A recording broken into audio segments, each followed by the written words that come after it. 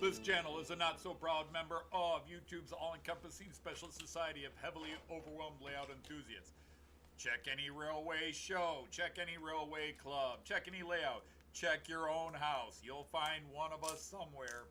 Warning, the content of this stream is not suitable for children under the age of 16. The topic, language, themes, attitude, and personality of the presenter is not appropriate for anyone, much less children under the age of 16. Topics discussed will not center on trains and will focus on anything except politics. It just happens trains are running. Any similarity between characters, situations, trains, and intelligent thoughts is strictly a coincidence.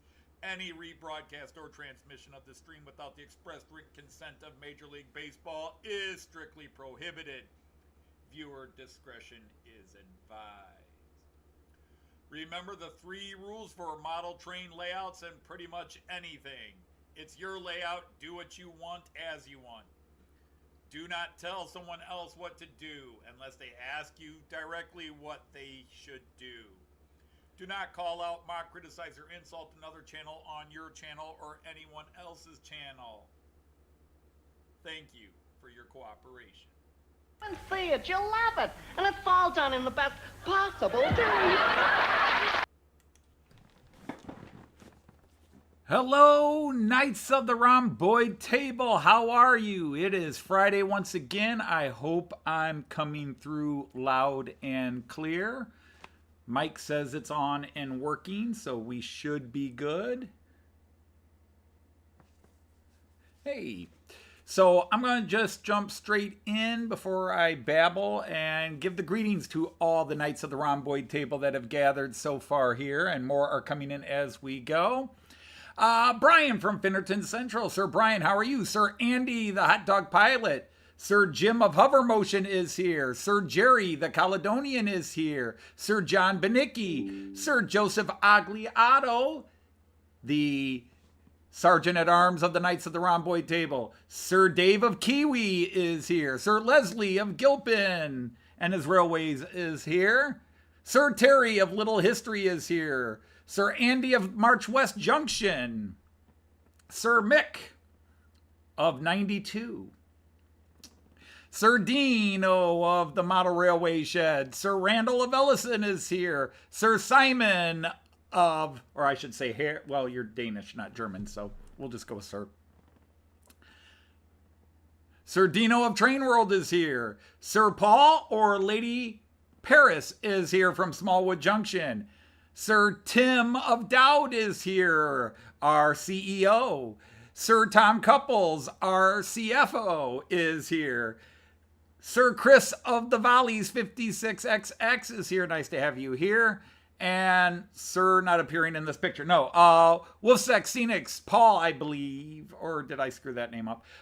Sir Paul, I think, of Wolfsack Scenics PW is here, and my list is growing and dropping, so people are popping in and out as we go. Well, it is Friday, and I'm not going to say it feels like just yesterday we were here like I usually do, because this has been a long week. Once I'm sitting in front of the camera, it can still kind of feel like it wasn't that long ago, but this has been a long week. It seems like it's been a long time since I sat in front. If you all don't know, back in the spring, Joyce and I contracted to have our driveway redone, and it's been, for our fault and some other issues, delayed. Well, finally, they called me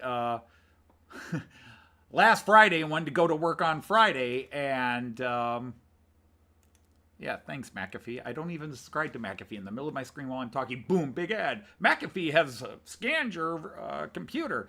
They're worse than the viruses they try to protect you from. Anyhow, and Sir Stephen is here from the 87th PSAP.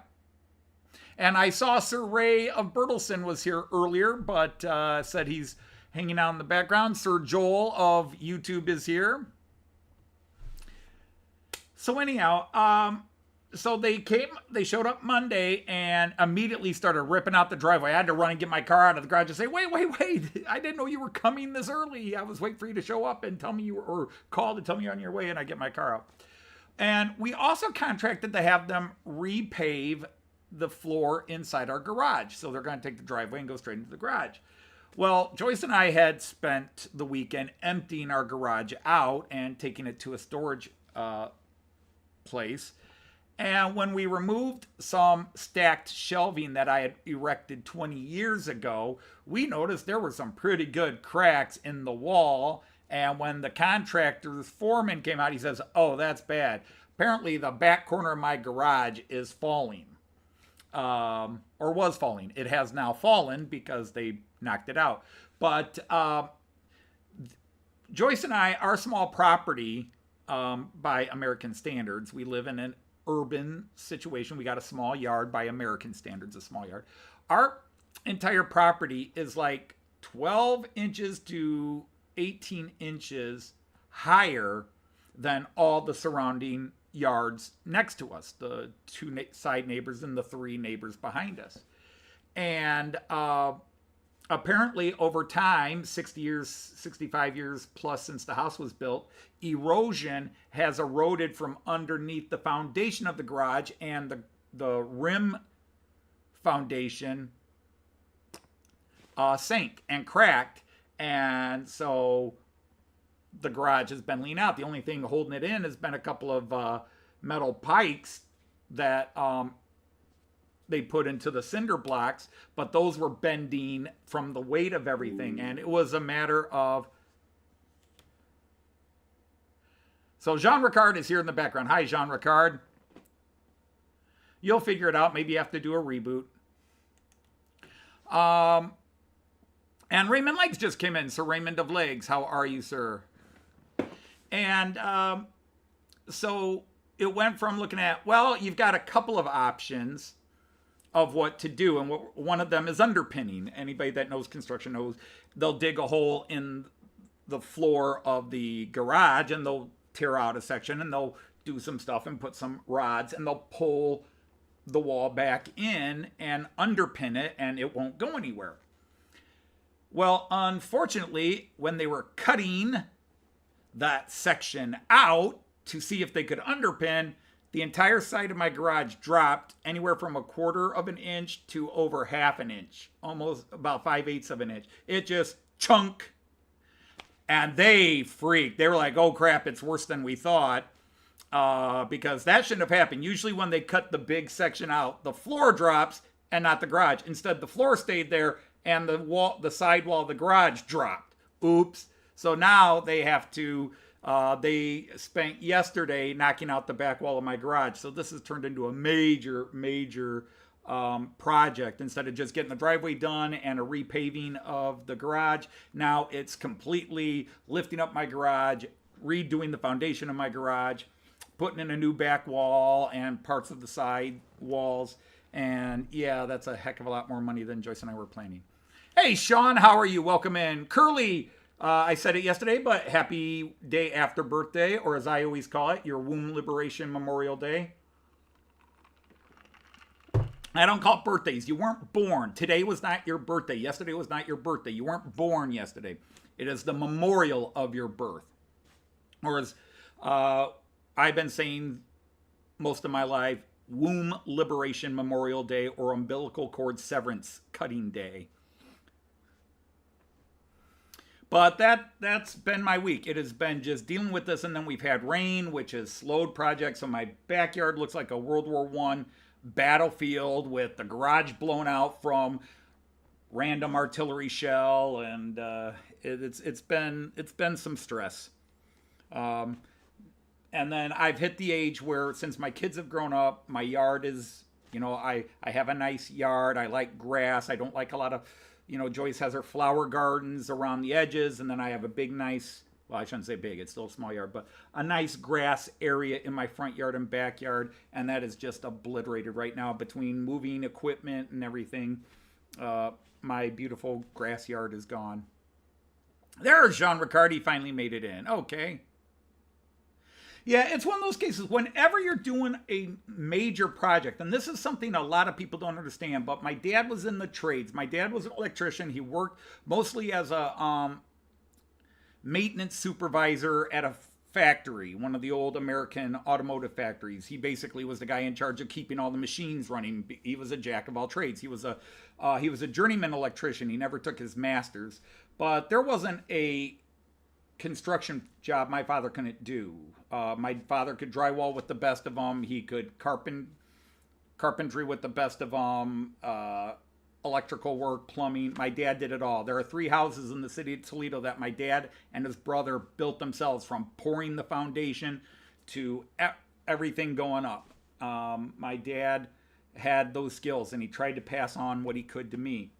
I didn't learn all that I should have learned, but I don't always blame myself. Sometimes I do, but let's just say it was hard to learn things when my dad was screaming, yelling, and throwing hammers and in a rage.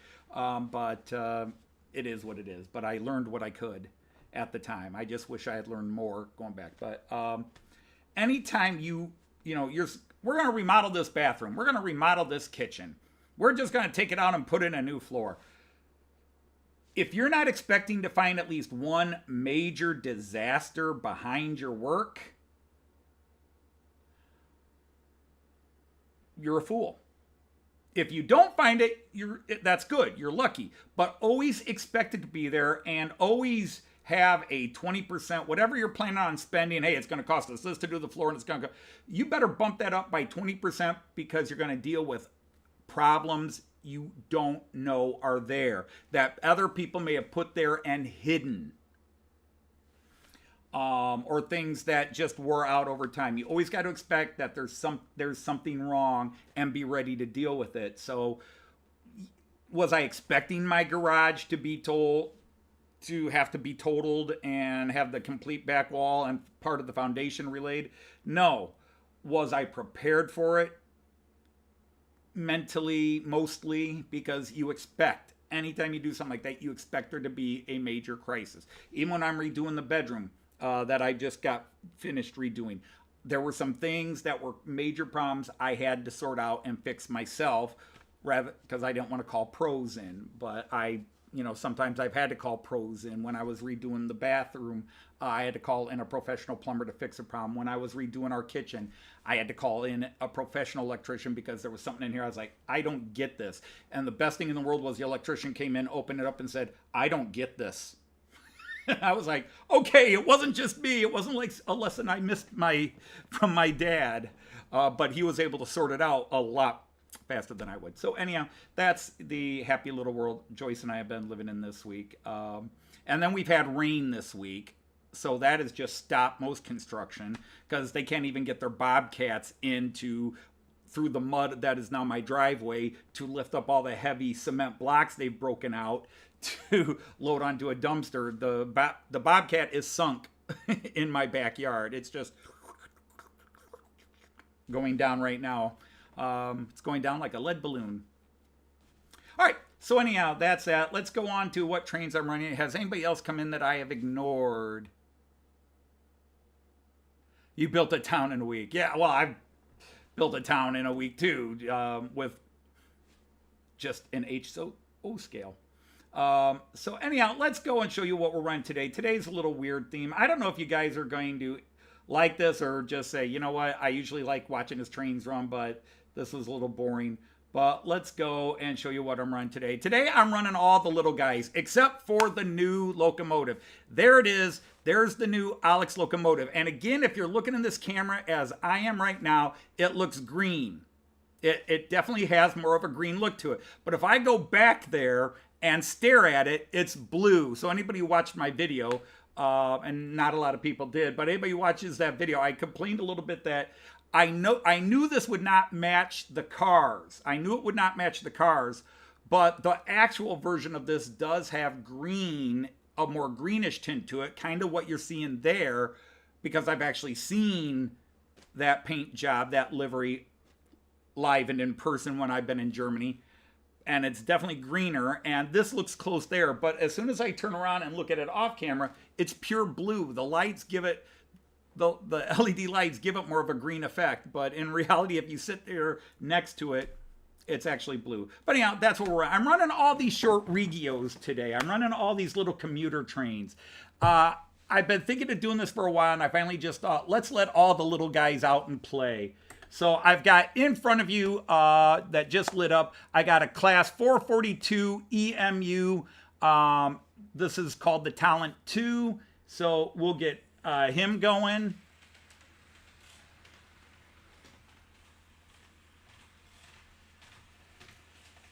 And then the new Alex train, the only long train I'm running today. Hey, did I just see Sir Clive of Newlyn is here? Welcome in, Clive. How are you? Whoop. Hey, now. There you go. Come on. Come on. Well, this is my Alex train going my new diesel locomotive. It's a Class 223. It's known as the Herc or the Hercules. And then next comes my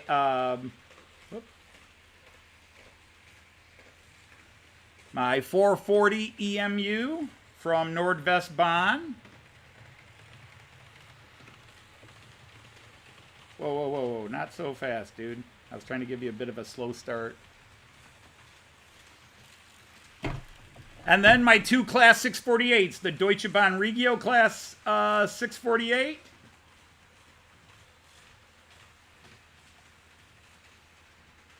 So no long trains to really occupy your eyesight. And then way in the back, I shouldn't say way in the back. Let's get my other 648 going. I think you go that way. There you go. And then way in the back, my 650.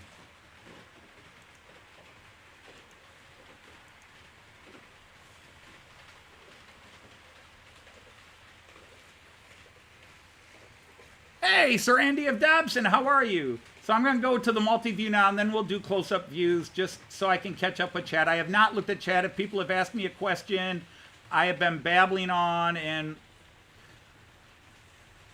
now I can look at the chat and hope everybody's well again. Trains with picture windows. How many engines do I have? How many locos? I don't know. I haven't added them up in a while. But let's see. I've got 1, 2, 3, 4. Oh, I'm sorry. I always forget. Darn it, darn it, darn it. On the floor today, because I went to a concert this week, I'm running my Beatle train, so let's see how everything's going.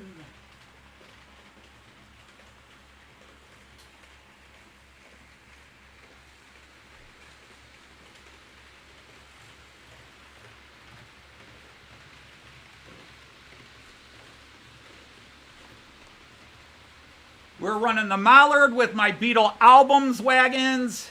And then I'm running that Class 73, the singles. So I've got the Beatles singles and the Beatles albums. And that's what's run on the floor.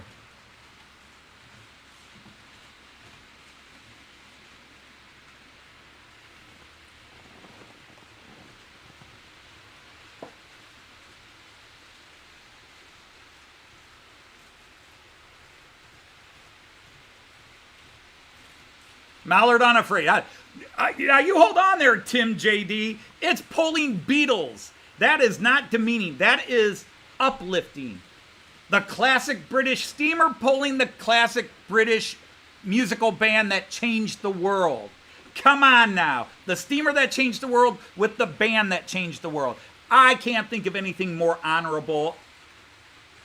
Classic steamer, classic music. It's a win-win. It's not pulling freight. It's pulling memories.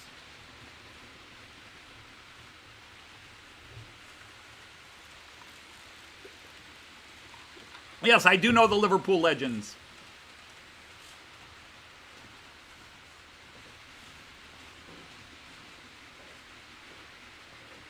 So now I'll go to the multi-view.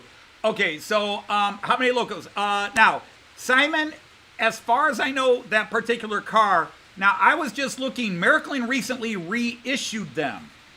So they're At least new versions are not rare. Märklin just reissued them. All I know about the Citybahn is it was 60s and 70s German commuter traffic, and I want to say it was in the Munich area, but I could be wrong. I could be wrong. I don't know a lot about German train history before 2004. I only know modern era stuff. And everything else I've learned, I pick up. But after you showed it, I said, that's rare. And then I said, but wait a minute, I think I've seen it recently. And Märklin has just re-released them either last year or early this year. So there are Citybahn cars out there. But it was, I want to say it was Munich, but Ifo's not here. Ifo would probably know better than me. Maybe Jean Ricard would know too. Jean Ricard, the Citybahn, the white cars with the orange on it. Hey, hello, Haunted Halloween Railway. You have been knighted, but that name.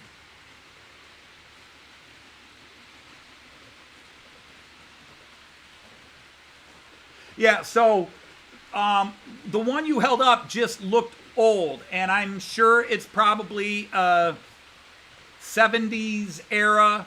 But the thing is, I thought you said it was Märklin, so it was either one of the newer ones, but if it's one of the older ones, that's rarer, because I just don't see them at train shows or on Märklin fan pages sites. I rarely see them. So that's why I say it's rare, because I follow a lot of Märklin channels, and I think there's one guy I know who runs a Citybahn train. I can't remember if it's Reiner or Bruno. But I think one of those two guys runs a Citybahn.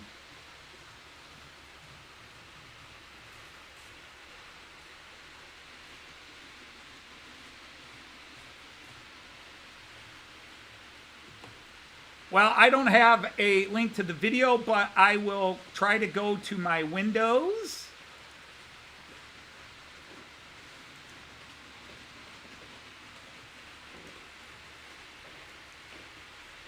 And in here, I will open up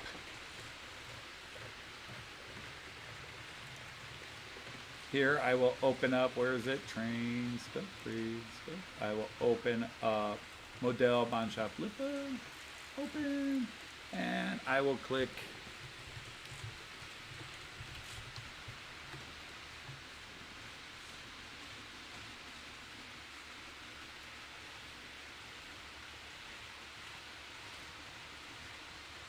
Oh, I'm sorry. It's not Märklin just re-released them. Piko did. It was Piko. My apologies. Piko just re-released them. But let me give you a link to one of the cars. They're orange with white on them. But I'll post a link, Jean Ricard, and then you can kind of see what we're talking about. Because I don't really know much about these cars. Other than I think they were 70s. Oh, you commie.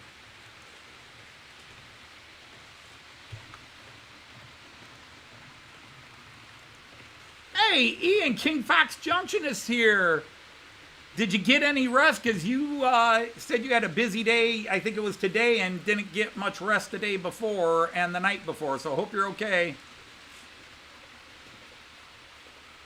We're doing Come Together. Raymond Legg's doing Come Together. Nice job. So this is a Citybahn, but this is, if you look at it, you'll see it.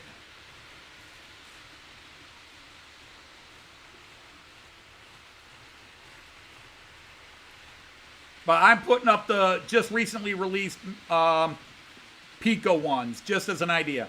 So yeah, it's I want to say it was a Munich local commuter, you know, like an S-Bahn. But maybe it wasn't Munich.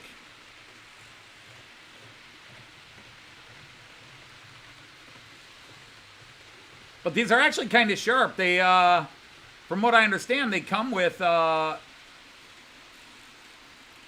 think they have interior lighting in the AC version, but maybe not.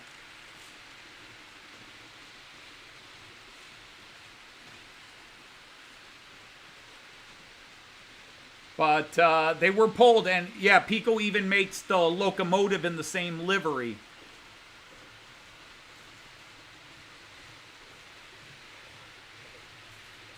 Oh, you got that issue. Roco made the city bomb back in the 80s.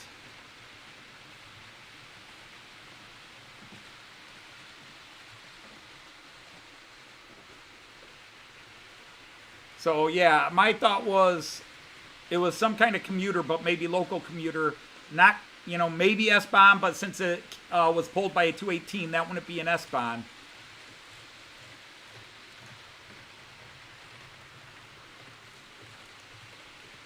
But unfortunately, I only know, and I barely know the modern era. I did not grow up with Märklin.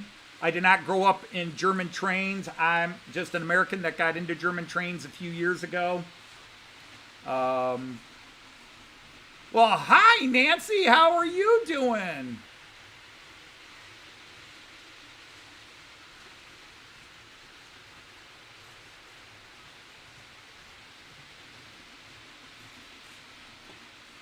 All right, so let's do some close-ups now.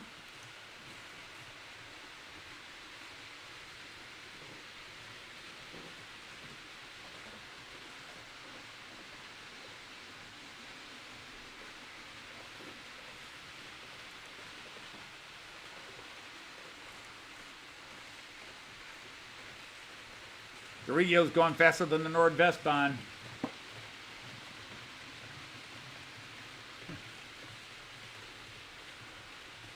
Might have to slow it down or speed up the...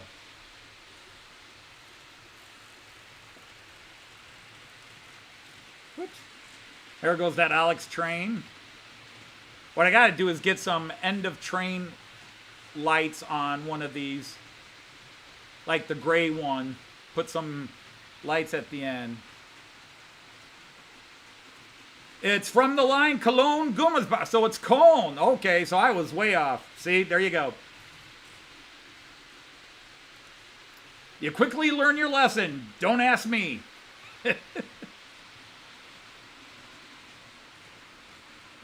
So that's probably Reiner is the one who runs that because he does a lot of models from that area. Yeah, I've been waiting to hear from you. Well, hello, Robert, Sir Robert.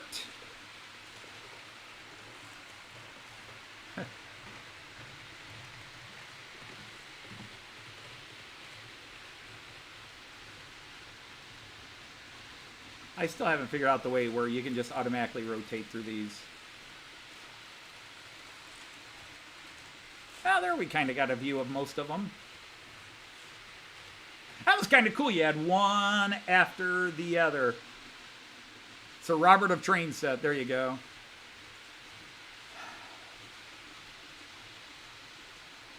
Yeah. My go-to guy in Stockton, California, he was smoked out of his house when they had the wildfires in Northern California.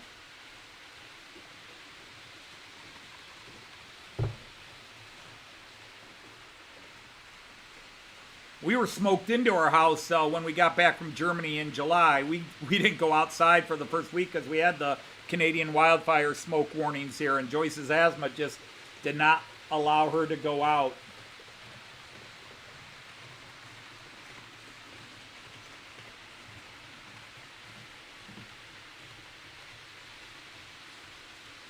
Yeah, there'd be 43808, 43818. And then usually something like 43838 and whatever else. Because they always do that. They go 0, 1, and 3. Sometimes a 2. But yeah, I said Märklin, but it was Piko had just released it. Matching train and a bunch of the cars.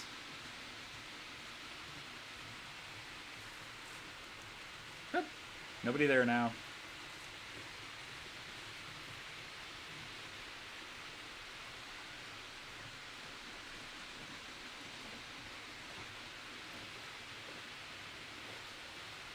Now, after last week where I got a ton of stuff in, this week has been quiet. I got that new Roco Loco in, and I'm still thinking we got to do something. Roco Loco, just, it's got such a roll. You know, it's an interior rhyme.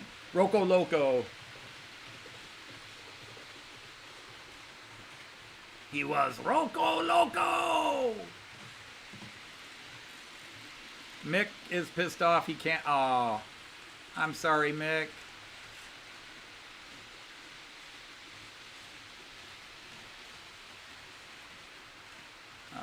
Well, I hope something in the next 2 weeks can change, but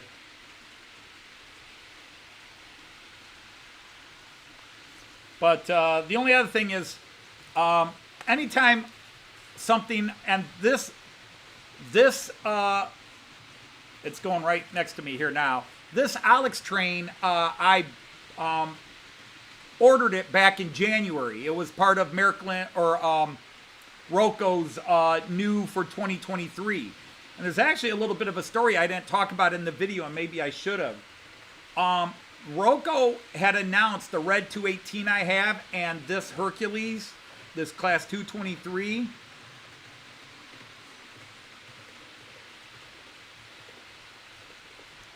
And they canceled both of them. After I'd pre-ordered them, they canceled them. And Model Bond Shop Lipa, my model shop, said, don't cancel your order. That even though they said they've canceled the model, they're actually going to reissue them. They had some sort of problem with the 218, and they had to pull it offline and correct the problem. And apparently they had to change enough of it that it came out with a new model number. Instead of being 78768, it was 78768.1.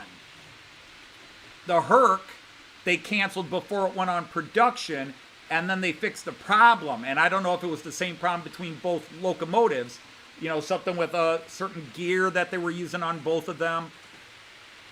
But they canceled the Herc, because originally it was supposed to be out in June. I thought I might even see it in Germany originally, but they canceled it fairly quickly. But again, I was told they're still making it. But they did announce it was canceled. I even asked Roco from Germany, or from Austria. I asked Roco directly, you're announcing this has been canceled. Is it being postponed and will come back out, or is it canceled? They said, nope, we've canceled it. And then 3 weeks later, it's in production. Same model number. So it was really weird that Roco did that. But whenever something I pre-ordered comes in, I use that as an excuse to buy a bunch of the little knickknacks that I wouldn't normally do an order for by themselves, unless I can build up enough that the savings that I get from Lipa cover the cost of shipping. So I've been buying a bunch of lights. I suppose I could go to the big me for a second for this. But I've been buying a bunch of El Cheapo street lights because this is actually the closest. I'll put it like that. This is the closest of all the street lights out there, and I'm not worried about cost of street lamps. I want to get as accurate as possible to what's there. This is the closest model, and these are, I got these for €5 each from Lipa. Like €5.20. But, so they only had 4 in stock, so I bought the 4 they had. If you want to see the model number. Whoops. 180202. But this is one of their cheapest street lights. Least expensive street light. So I bought 4 of those, and I'll be buying more because those are the lights, and that's the closest I could find to the pole street lights that they have on the streets of Delmenhorst near the train station. And they don't have a lot of them, so I don't have to buy a lot of these. All right, let's go back to the trains running. Hey, welcome in DES Media Productions. How are you?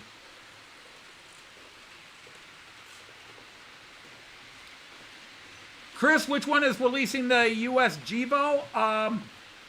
Lint is releasing 3 versions of the ES44. And those are all due out by Christmas. They've got 2 Union Pacific liveries and the just announced Kansas City. So if that's what you mean by GVO, if that's not it, I don't know. I would assume Piko, because Roco does not do a lot of American-based models, but Piko will. Märklin does. It used to be, I would say, Märklin would release an American locomotive every 2-3 years, but they've gone 3 years in a row now where they've announced American locomotives. And usually it's a gimmick one, like the Union Pacific Big Boy, or a Christmas train with an F7 Coca-Cola locomotive, or an F9. But yes, it is Märklin. Märklin. I'm in America, so I start talking American. In Germany, I go Märklin. Yeah, das ist Märklin. But here in America, I say Märklin. I don't say Marklin. At least I don't go that bad American. But it's Märklin. But anyhow, yeah, so they're releasing 2 Union Pacifics. And I like the one with the big American flag on it. I thought that was cool. Built in America, Union Pacific, big yellow. With the big American flag on it. I thought that was cool looking. And then they announced the Kansas City Southern livery one 2 weeks ago. And I'm loving that livery. So now I'm...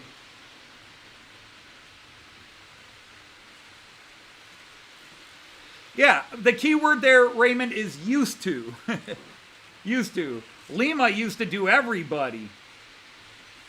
I watch so many channels from so many countries, and the one brand that crosses all of them is Lima.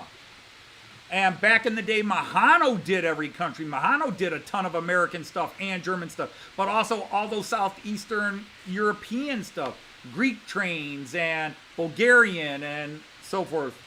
Mahano was another one that really just covered the gamut. But of the big companies now, and I tend to talk about the big companies now because I don't know the history. But the big companies, to me, in the German train world that I do, Central European train world, are of course Märklin, Roco, Piko, followed by Brava, and then the other companies. And I know there's Haag and there's Gutzold and Fulgerex and all these other companies, but I don't think of them as big companies. Even Jägendorfer Collection, which has a strong presence in the Central European market, I don't consider them a big company. But of the big 3, Piko, Roco, and Märklin, Piko probably puts out the most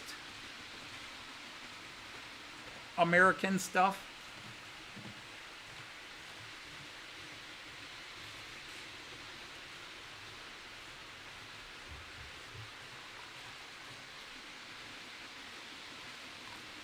Could you take a closer look at the street light? Yes, I will try to put it on here. I don't know if that helps. Get it out of my shaky hand, my really shaky hand.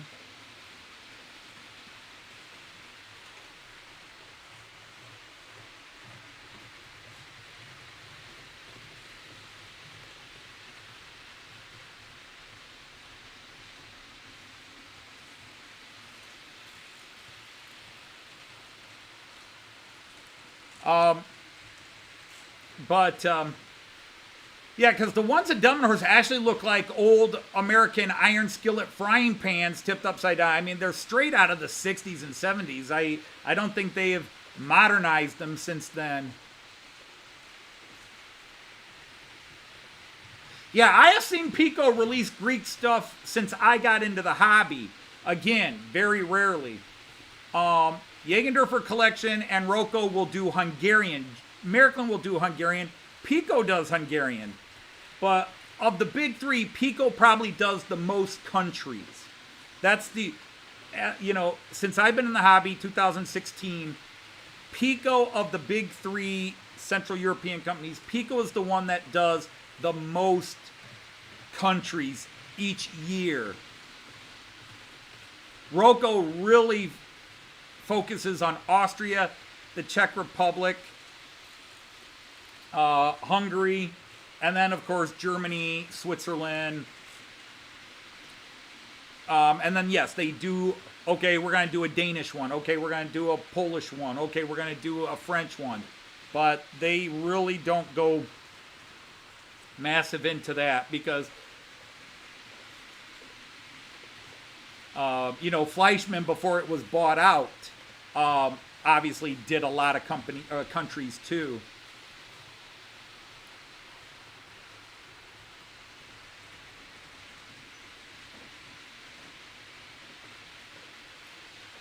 Yeah, I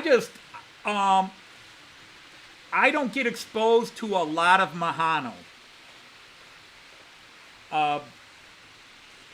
Lipa does not sell a lot of Mahano, and I don't tend to look at Mahano. And when I first got into the hobby, and was asking the Germans, specifically the Germans and Austrians, on MerklinUsers.net, the big Merklin internet, and I would ask them, hey, I'm seeing this from Mahano, and the massive consensus was Mahano was garbage. Now, since then, I have watched people like Paul Bozeman, Tommy Station, and stuff, and other people that have put Mahano out there and said, there is quality. There are some really well-made Mahano things out there. But when I started, Merklin, all the guys from MerklinUsers.net steered me away from Mahano. If it says Mahano, don't buy it.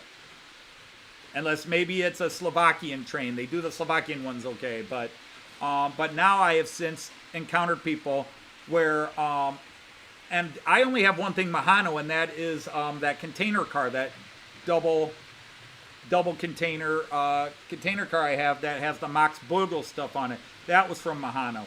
And other than it's a little lightweight, it's well detailed, and I consider it well made.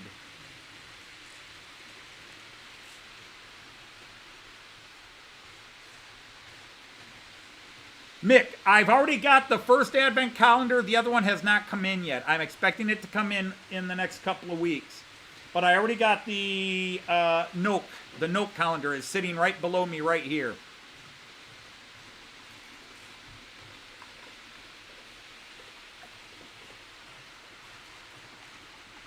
Yeah, my friend Tom Kessler has done, he was just running an Australian train made by Lima on his channel.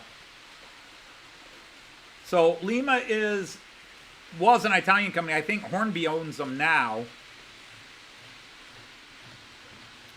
But yeah, there's a lot of old Lima out there. A lot of channels I watch, they have a lot of old Lima stock. And Lima originally, I watch UK channels, and there's a lot of Lima HO for the UK and double O for the UK. And then there's German stock for Lima and Italian and Spanish and so forth. And again, I am just not well versed in the model train world. I barely know the big three companies, and I only know the modern era. I don't even know German trains other than what runs now, or at least since I started going to Germany in 2003. And again, I was traveling in Germany beginning in 2003 and taking the trains everywhere, but I didn't buy my first train until 2015. The end of 2015, and I wouldn't say I officially got into the hobby until 2016. And then in November of 2018, I came online. I mean, I was already online watching channels and doing things, but I put myself and my trains and stuff on beginning in November of 2018. That's all right. Yeah, Merklin is doing the Flying Scotsman. I've got that on pre-order.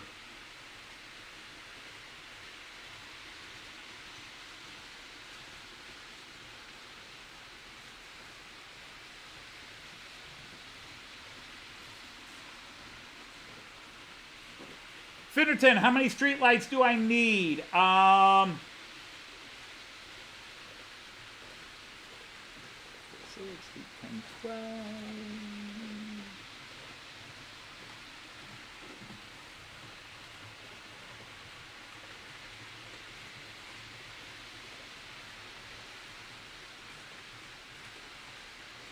I would say probably no more than 16. And at $5 a pop, that's not bad.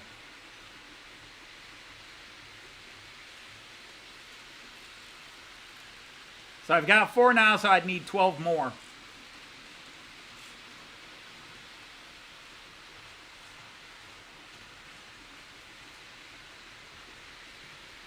Hornby owns Jeff, Electro Train, I knew that. Lehman, River Rossi, I knew that. I don't even know Poacher. MKD, I didn't know that. I knew they owned Airfix and Skeletrix. And I guess I knew Corgi. So the only one I didn't know, Poacher, and then I didn't know they owned MKD. Because Meriklin owns Meriklin, Trix, and LGB. And then they own Schuko models. And then they own a bunch of other stuff. And then there is a big company which owns a bunch of the German and Austrian model things. Like, is it Fowler and Keebry are owned by the same company, or Fowler and Fulmer are owned by the same company now? And they own Pola.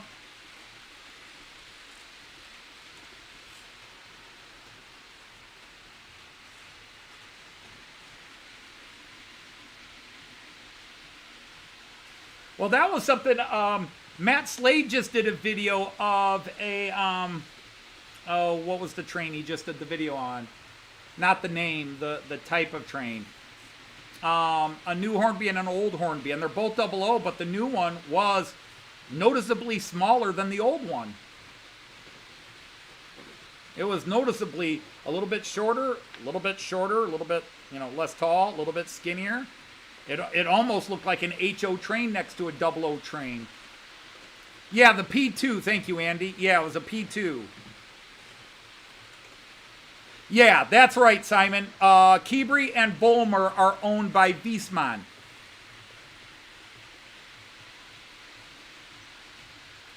Yeah, and Meriklin owns Primex, and Meriklin occasionally releases some stuff under the Primex brand name still for legal reasons, to maintain brand ownership.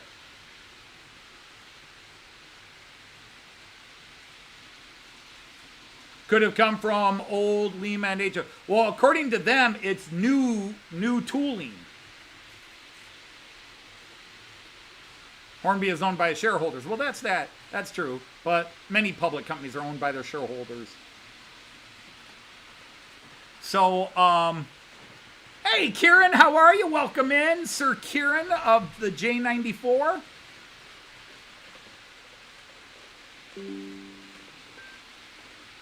So,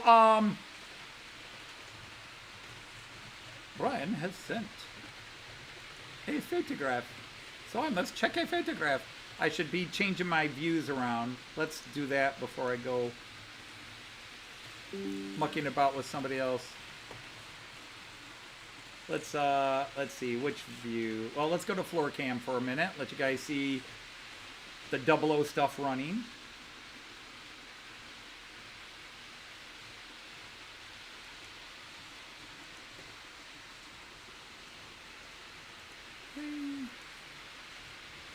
Yeah, I would say those are exactly the same ones, Brian. Yep, exactly the same ones. No doubt about it. That is identical.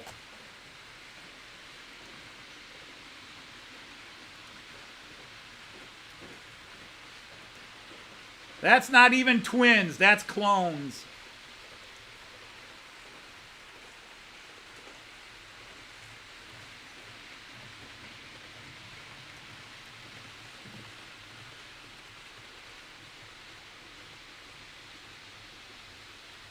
Okay, Robert.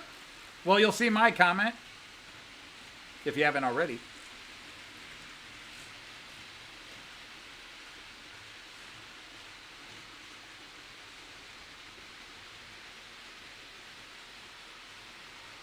Ah, okay. Thank you, Andy. I like to learn this stuff. That would make sense. The new one is based on Prince of Wales, which is smaller than the older P2s for today's standards. real life standards. Thank you. See, now I know. Because me, I always have a little bit cynic, like, they're shrinking it to save money. No, there's a real, legitimate reason why it's that way.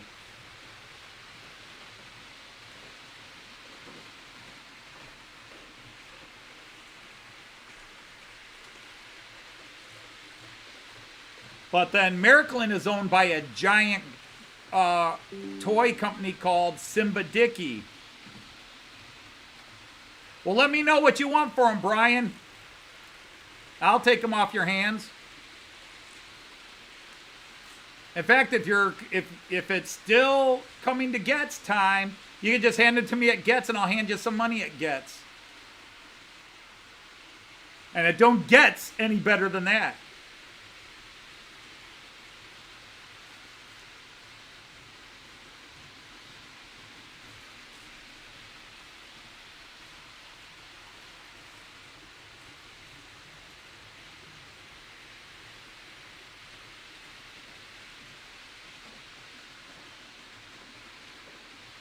But, yeah, Simba Dickey Toys owns Miraklin and all the things that Miraklin owns. They bought Miraklin in 2006, 2007.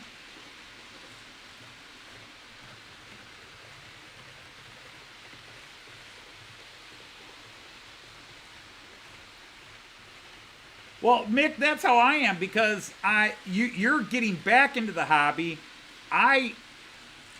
I mean, after 7 years, I can't really call myself a rookie anymore, but I still feel that way because I'm still learning. I'm still trying to understand the model train world.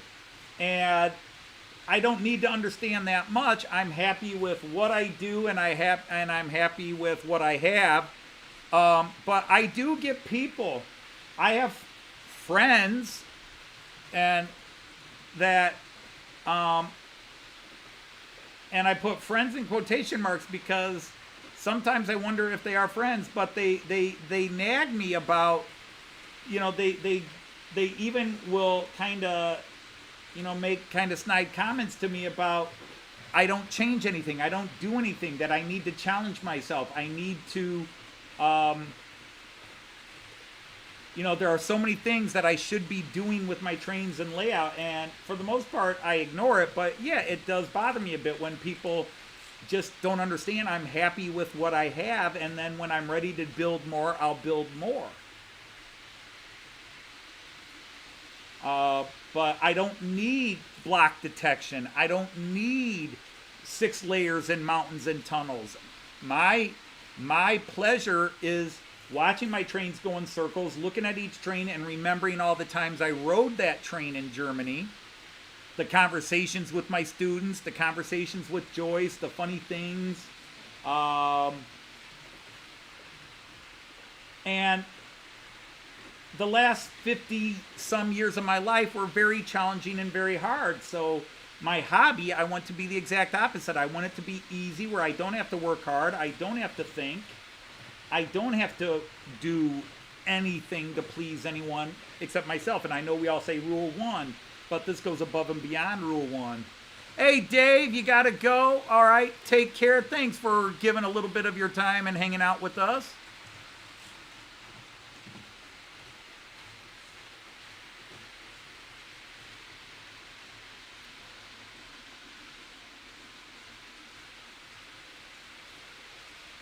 And see, there's more information. And this is what I like, is when people just, share this little bit of information, just give me this knowledge. I ask a question and they say, well, here's this question.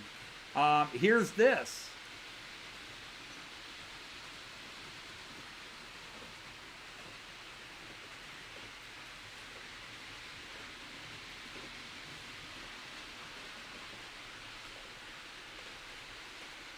Oh, I am glad people like the people that say I've got a great layout. I don't ever want to hurt feelings. I don't think I have a great layout. I have a big layout and I have great trains. A lot of guys in here have better layouts, have great layouts. I just have a bunch of buildings I put on, and I'm very proud of my Delmenhorst station and bus area. But in the end, I really set this up, and I'm not 100% happy with a couple of things. I am still desperately fighting the urge to rip out a bunch of track here and realign it so that the flow here is better and it's not close to the edge. It wasn't close to the edge when I did it, but once I laid the track in, it's too close to the edges. There's a couple of places where if I do the 11 lane, you might see. Where's my 11 lane? Does this one show it? Yeah, I mean, if you look at lane 1 here on the left, you can see where part of that track is slightly hanging over the edge. Now, I can push that back a bit, even though it's supposedly nailed down in places.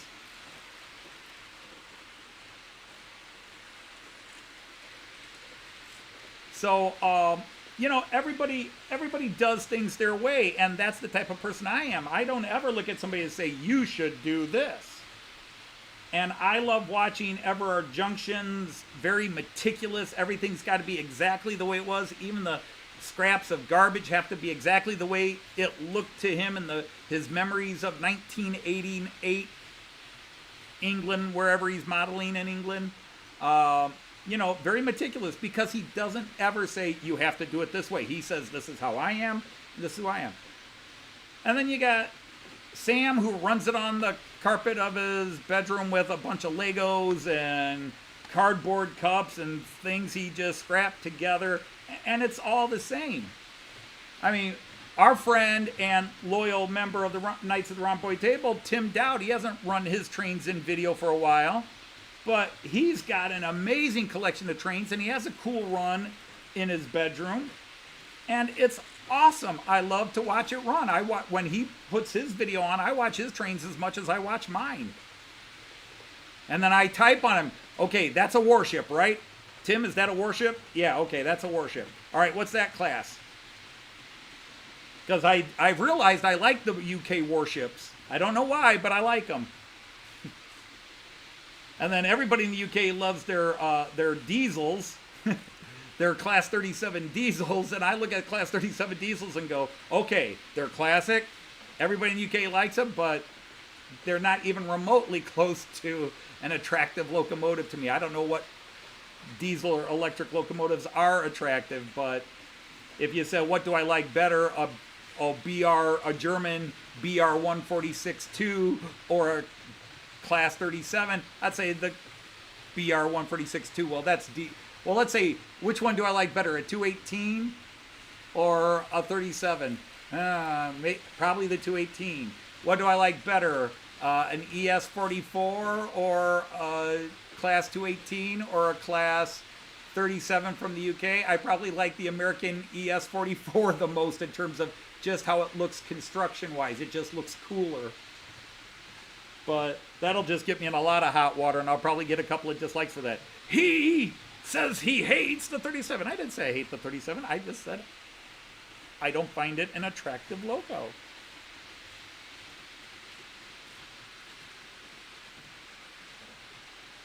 You can guarantee in 18 months you'll... Jean Ricard, it's not being too modest. I am so brutally honest, except when I talk about my age. I am just so brutally frank and honest. I don't kid myself. I know what I do well, and I know what I don't do well. I know my faults too well. And I'm proud to have a representation of my German hometown, even though I wasn't born there. I'm an adopted citizen. I was named an honorary citizen of Delmenhorst about 10 years ago. And believe me, that probably ranks in the top 10 coolest events in the world in my life.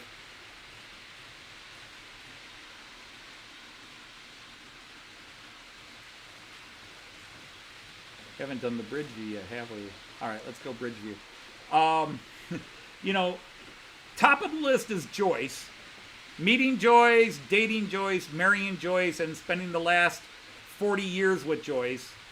That's number one of the greatest events in my life. Number two is having my 3 kids.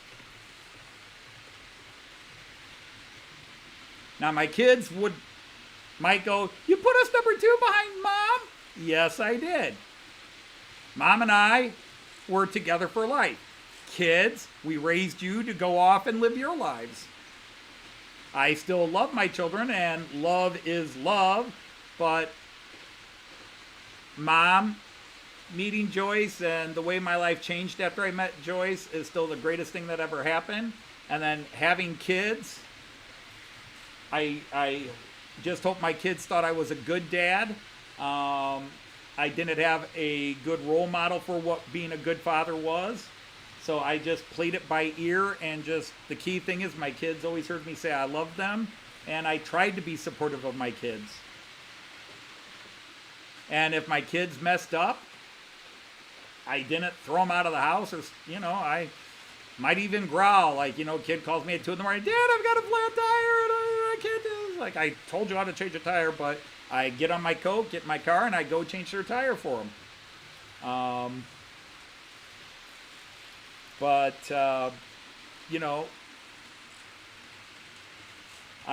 just too honest. So I know what I do well and what I don't do well. It's the sound that makes you go, oh. Oh, I've been up close and personal to Class 37s now. I've stood on British. I've stood on British platforms and had 37s next to me and go past me. And they put out a diesel sound, but is that diesel sound any different than some of the other diesels I've been around? I don't know.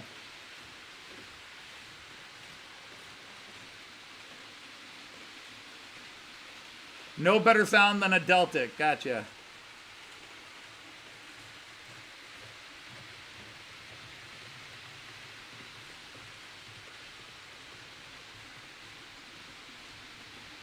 All right, Nancy. Hey, Damian Laffer's here. Hello. Again, I've lost the chat. I'm trying to keep up chat. All right, you have to go. All right, Nancy. Well, you or Herb, drop me a email. Let me know what's going on in the world.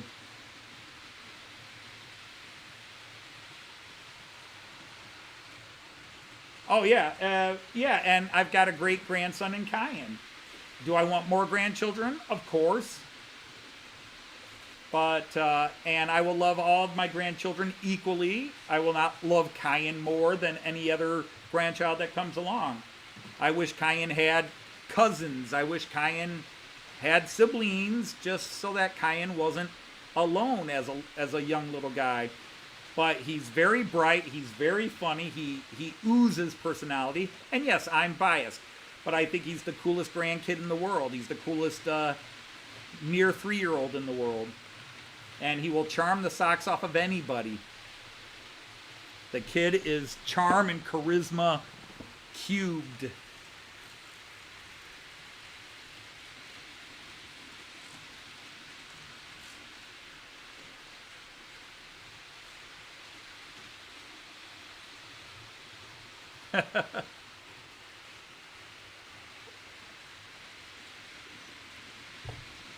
But on the flip side, I think most of the German electric units look pretty much the same. The 101, the 141s, not the 141s, the 146s, the 101s,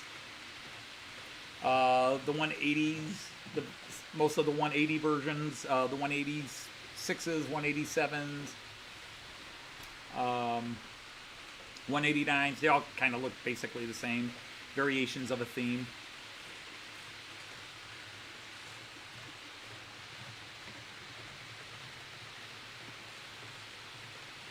You worked at Longsight Depot for 3 years.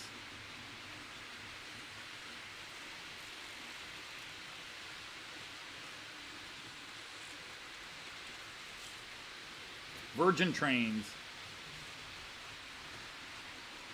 But how long is a train a virgin? When does it lose its virginness?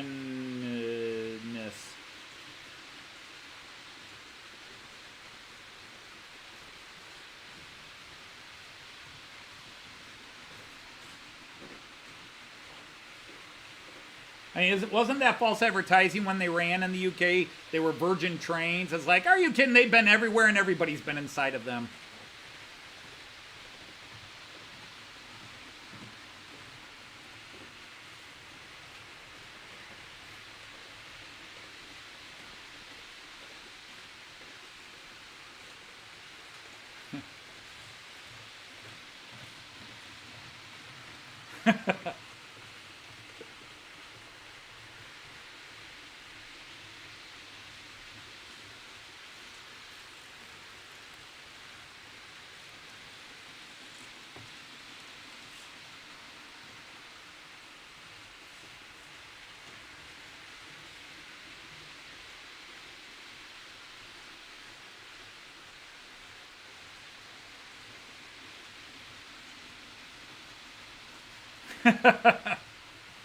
I would think that would be the opposite, Leslie.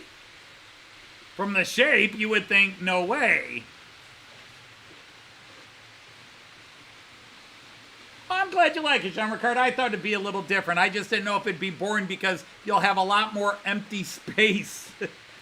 You know, there'll be, you know, when I'm running all the long trains, there's all that length fills up a lot of camera shots. But here there's a lot of dead space because, well, there's no train.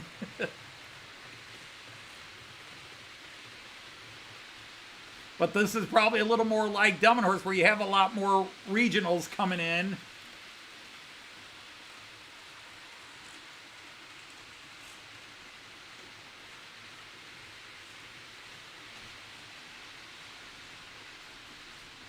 Yeah, 2 Miraklins.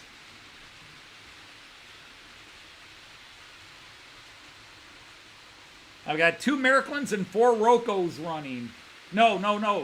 I've got 2 Miraklins, 2 Rocos, and 2 Picos.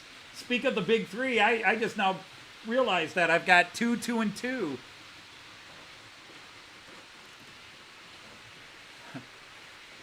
I've got 2 Picos running. Both of them about to come into camera right now. There's the first.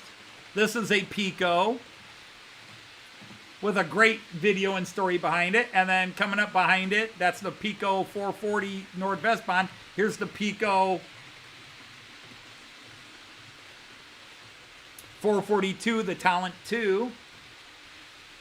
And then here's one of the Rocos. Gonna come into camera view right about now. The Alex locomotive is a Roco, and those cars are a mix of Roco and Piko.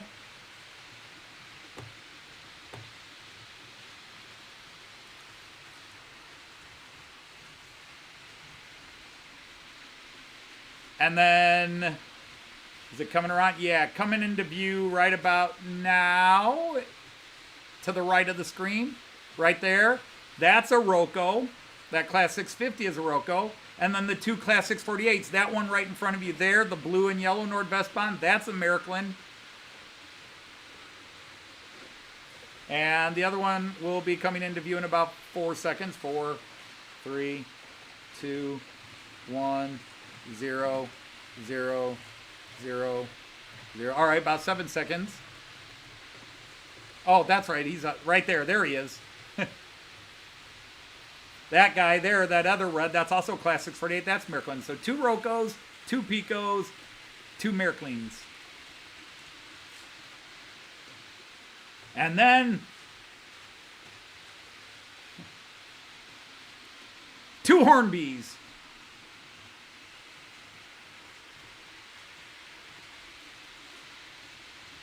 And that's my long trains. The double O's are the long trains today. I'm waiting for those, you know what'd be cool is if Hornby released the last remaining Beatle album Wagons before Gets, that they would be available before Gets.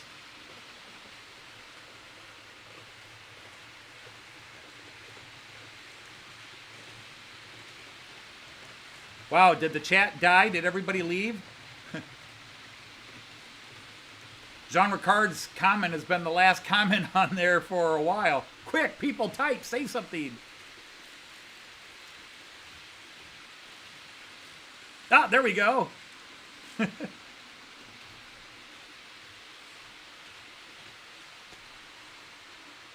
Hey, Ray Ron, thanks for popping in. And hello to all the people that hang out in the back that don't necessarily come in.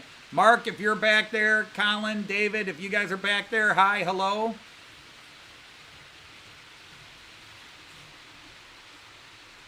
Understood. Oh, Randall, I got to tell you, you just been popped out for a beer. Well, that's cool. I probably could pop over here for a beer, but I'm drinking water right now. Joyce, when I told her what happened, when you talked about that you had to work at Walmart, she's like, when I told her what you told me, oh my God, she was so upset for you. She actually was depressed that that should not happen to you. So Joyce was sending you a lot of love and sympathy. She might mention it when she comes in, if you're still here when she comes in.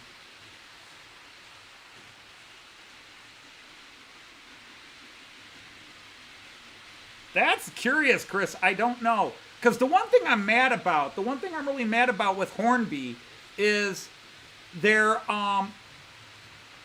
releasing 2 cars for the greatest hits albums, the famous Red and Blue albums that Capitol released in '73 after the Beatles had broken up. And then they're taking the first two Beatle albums, Please Please Me and With the Beatles, and they're combining them on one car. Really? You know, just so they're only releasing like 4 new cars.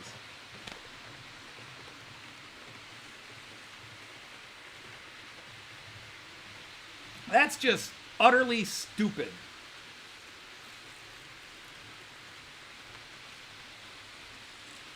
You know, it should be 1 car for each studio album released.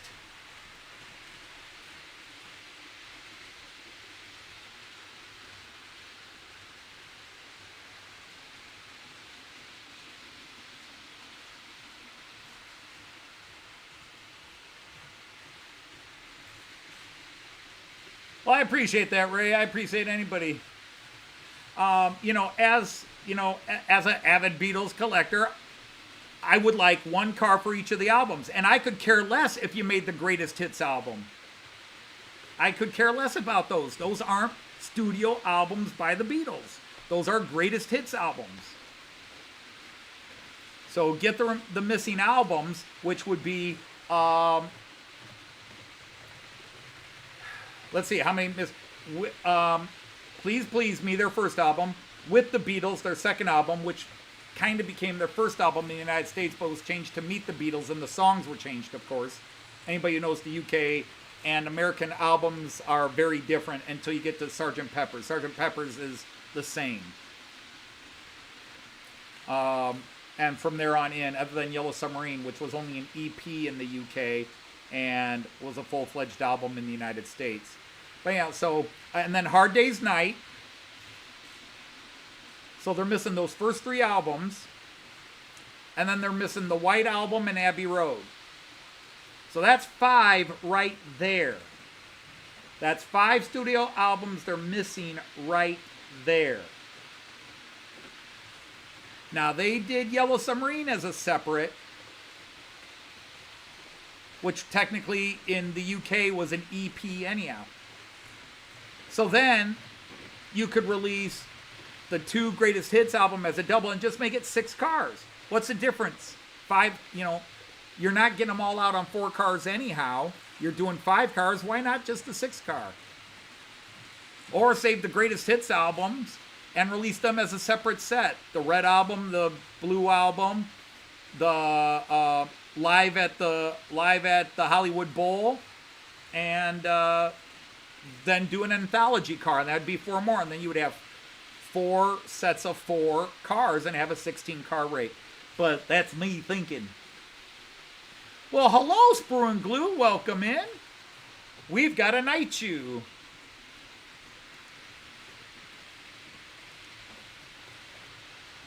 I now declare you a knight of the rhomboid table. You are now a knight of the rhomboid table. You may advertise your channel, and what you do, post it in the links. The only thing we ask you to do is that now that you have the official spanner, is do not play with it by jokingly deleting friends out or not putting people in timeout. We just don't. If somebody pops up a rude comment, me or when my wife Joyce gets here, we'll delete it. But yeah, that's my UK trains on the floor. So let's go back to the mini can or the multi-view for a bit, so you guys can. There we go, the multi-view. For those of you staring at your little phones, the blinding view, as we call it. I can't even stand this. My multi-view here is designed for big screen TVs. You can see trains everywhere all at one time. If you're staring at your little phone, you're not seeing anything.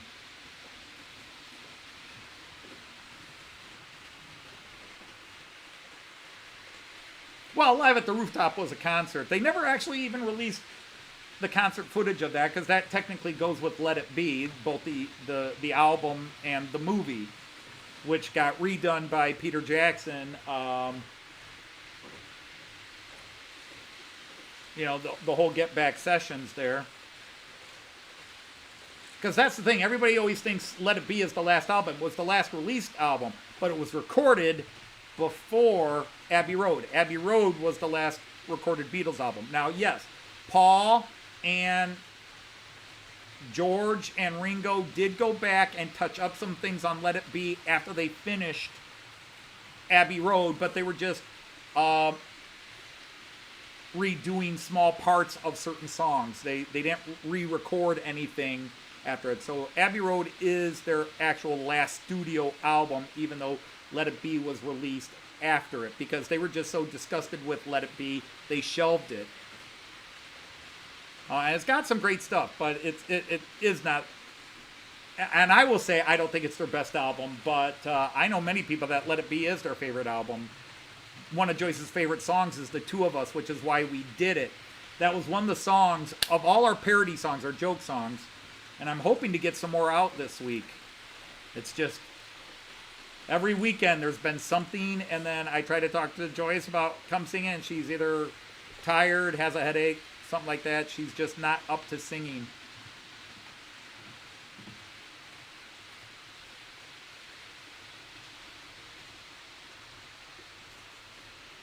Understood. Robert, thank you for everything. As I put on your feed, Robert's train set is one of the nicest, greatest, most fun, just good time gentlemen in YouTube. I'm not talking the model train world. I'm talking the YouTube world. I have had the absolute pleasure of meeting Robert and the absolute blessing of the universe to have Robert from Robert's Train Sets and Alan Wiles from Dragon Junction together bantering like a couple of two Ronnies, Morecambe and Wise. It was hilarious watching those two interact with each other. And on top of that, I got to share that with Carl Braun, Richard Brown from Trains in the Attic, Andy from March West Junction, Leslie Gilpin. I mean, I was in some rarefied air. I mean, Leslie and Carl taught me so much at the York National Railway Museum. I would ask questions, and Joyce was talking to Carl. I would ask Leslie, and they both just gave us so much information. Of course, Alan and Robert, when they weren't bantering, were full of good stories and information.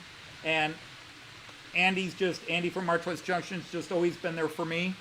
As well as people like, Randall Ellison here is my go-to guy when I want to learn about American trains. If I have a real question, I send it off to Randall. I asked him one the other day, Randall, what's the difference between an ES44 and a ET44 or whatever it was? And he just grabbed two Locos and said, here and here and here and here and here and here. And I was like, okay. Now, if I see a 44, I still won't know the difference between an ES and an ET44. but he showed it to me.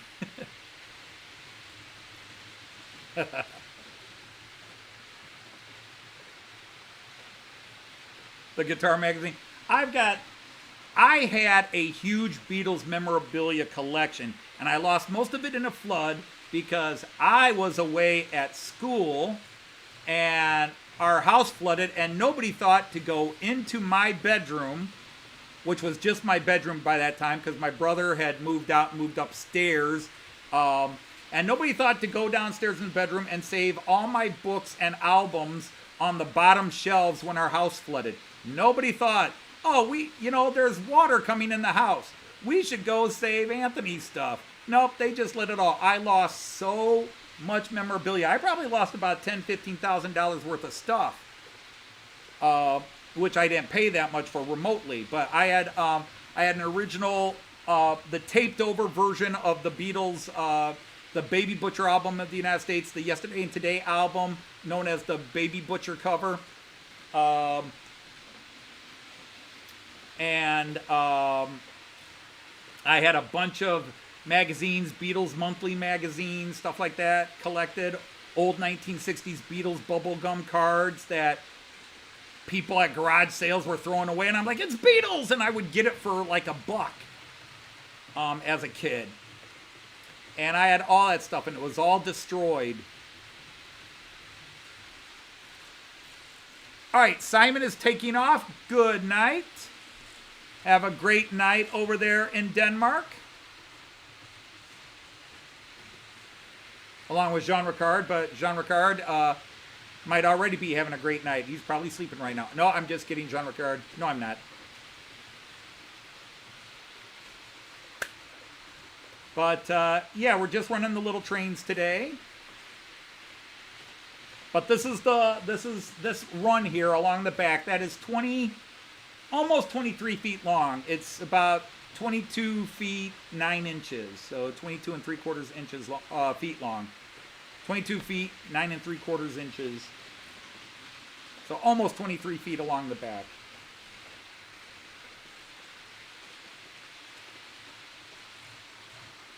Actually, if I go all the way to the wall, like when the railjet comes out, it's 25.5 feet. But yeah, my table, for those who don't know, if you're new to the channel, and I know I show this, but every now and then I get new people. But let's go to the map, the layout map. This is my table. So if you look to the left, it's a 8-foot wide by 12.5 foot deep table with a 2.5 foot, 30 inches. So what's that? 75 centimeters? No, 30, 60 and a half. Yeah, 75 centimeters deep.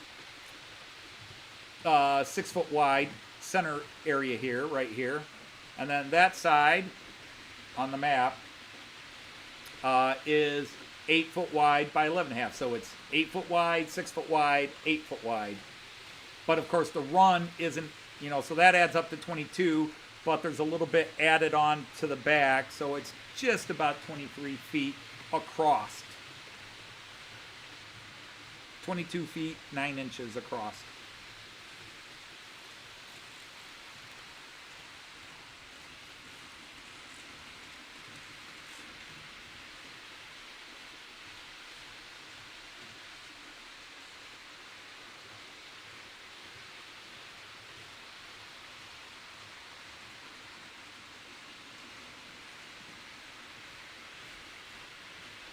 You had a storage unit and they auctioned it off? Wow. Here you can see my check railjet parked. The car's parked. Well, hello, Jeff Hammond from Flint Hills. I hope you're well. Thank you for honoring us here.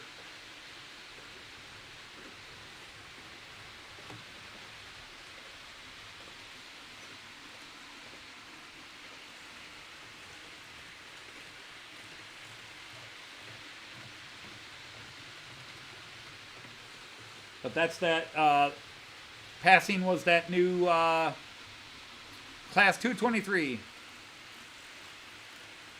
Well, I appreciate that. There are so many great things people could be doing on a Friday night over in the UK and Europe. I mean, I know the UK is part of Europe, even if they want to pretend they're not. But that's a different story. We're just making jokes here, people. I love them all equally.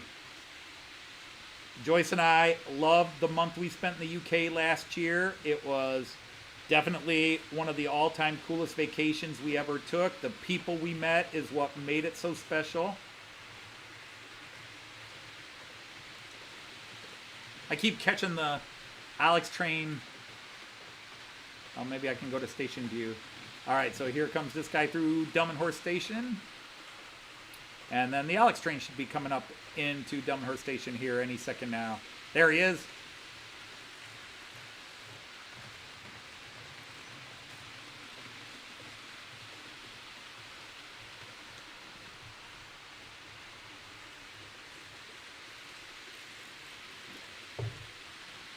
But if anybody out there has put up a video this week and you know I always watch and comment and you go, he hasn't watched and commented on this video, I have missed a ton of videos this week with the driveway and garage work, and I haven't been necessarily on YouTube because I've had to go out and drinking beer and watching train. Life's good.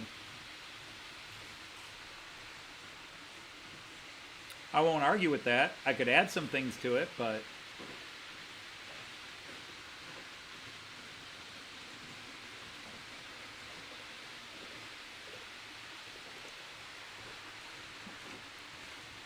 See, normally if I go to the 11 lane view, somewhere along it, you see one of the big long trains, but now it's all the short guys, so they don't take up a lot of space. There, I caught the Alex in front.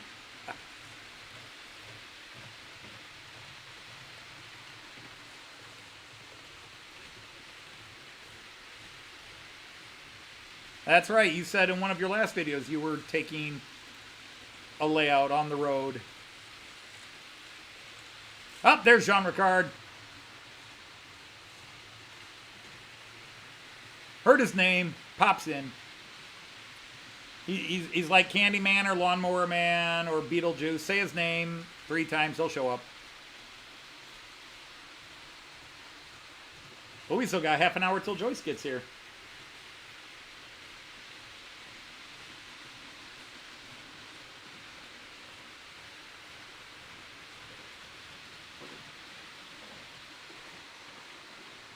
Oh. Yeah, this one is one of the more popular ones. You know, I've got so many camera views, but this one really, with the long trains, when I'm running long trains. Today I'm running short trains. I'm running all my little commuter DMUs and EMUs.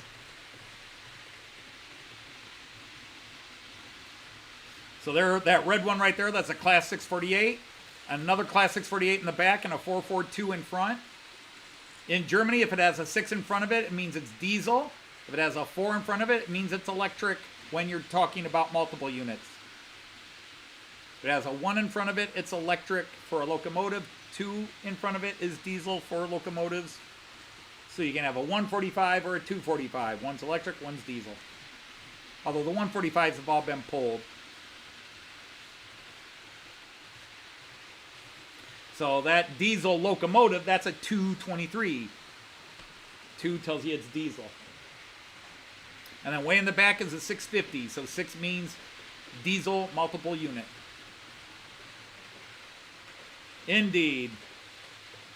Actually, I was doing that either last stream or 2 streams ago. 2 trains were too close to each other, and I'm like, here they come around the corner, and it's 440. It's the NordWestBahn 440 pulling up the lead in the curve. 442 is coming up on the inside, and we are coming down the stretch, and it looks like the 442 is taking the lead into the 3rd corner, and here we go. The 442 is definitely in the lead. Holding on to a slim lead as the 442 is slowly, the 440 is losing ground.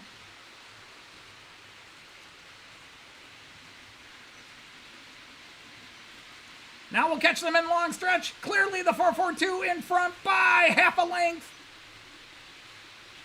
The 440 just can't handle that. 442 is a younger horse, and it's got a long pull.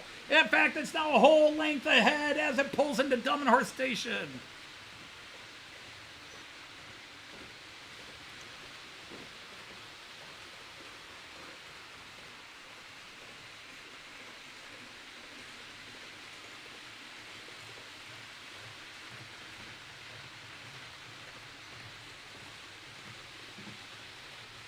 And if I want to change things, all I got to do is just crank up the 440.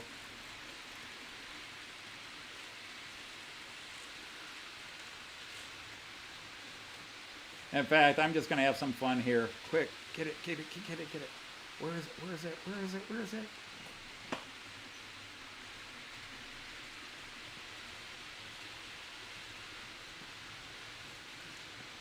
As they're going up, the 440 is starting to pull up. Look at that. It's a burst of adrenaline or steroids. We don't know which, but the 440 is catching up. Heading at the ramp, heading into Delmenhorst Station. Coming around the corner, the 440 has come out of nowhere with a burst of speed unseen in any shape or form and has completely taken away the lead from the 442, is falling way behind in the distance.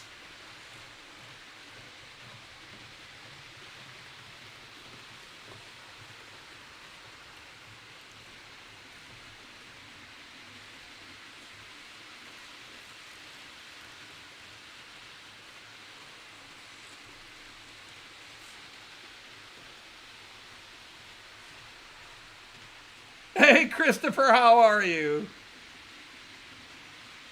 Gandalf and Lord Flashheart in one go. Oh, my God. To this day, I miss Rick Mayall. One of the funniest guys ever on any continent at any time. Rick Mayall. Oh, he was genius.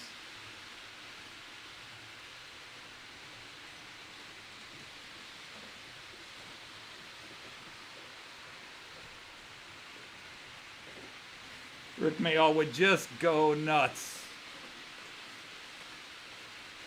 And by the way, Christopher, I know it's actually been a couple of weeks, but congratulations on breaking the 400 plateau. You were at 409 this morning.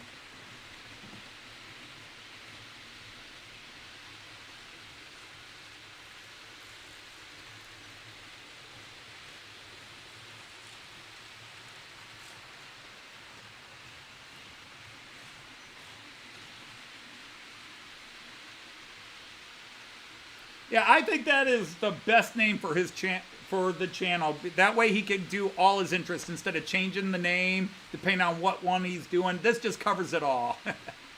It's a great channel. It's cool. It's unique. And he does so many cool things, whether it's his model trains, rail fanning, plane fanning.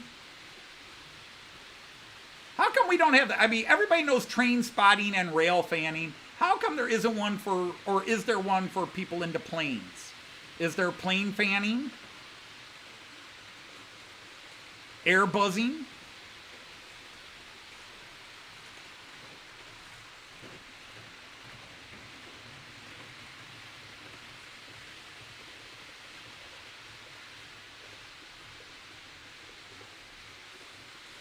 Av geeks? I guess that works. It just, av geeks. See, train spotting is always... You know, because it's been around forever. I'm a train spotter. And of course, I still don't know the difference between a train spotter and a rail fanning. Rail fanning and train spotting. And Leslie's here, but he won't tell. Or he will tell, but I won't believe him.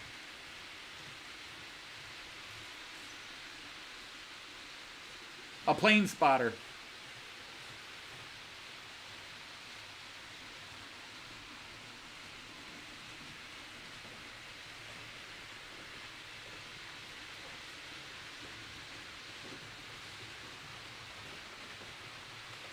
So they really are plane spotter. Train spotter, plane spotter. I guess it's okay. It's a lot harder. I mean, it's, you know, because the planes, once they're up in the air, they're so much further away than a train is. You know, when you're filming a train, you might be, with your camera, doing your long distance lens, bringing it in close. But planes, there's, you know, they're 10,000, 20,000, 30,000 feet up. A little harder.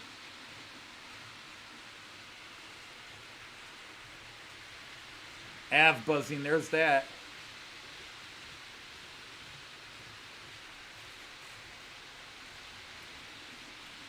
I've done plane spotting, but it was only in my geometry class.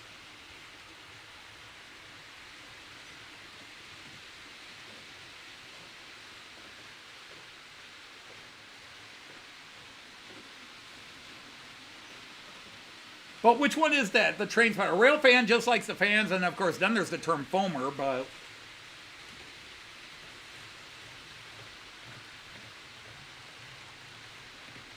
Well, that's where it should be. If I saw an airplane and it was in my driveway or coming down my street, I would be in panic mode.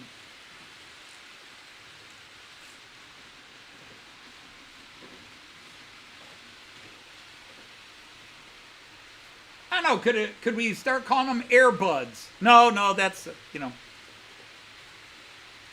That's it. That's our chore. That's our homework tonight. I'm an ex-teacher.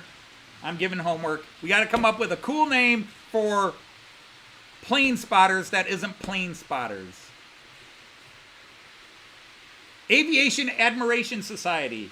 The AASs.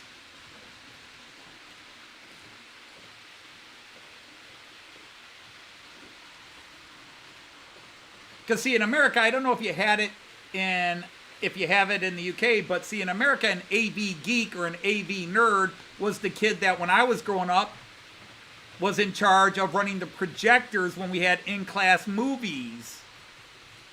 Or the tape recorders. There would always be a couple of kids, the AV geeks, the AV squad. They would be the ones the teacher would send to get the projector, and then they would be the one, you know, Billy, would you load the film into the projector? Oh, can I do it, Miss Jones? Can I do it, Miss Jones? No, you're a complete incompetent bozo, and you'll break the movie. Billy knows how to do it.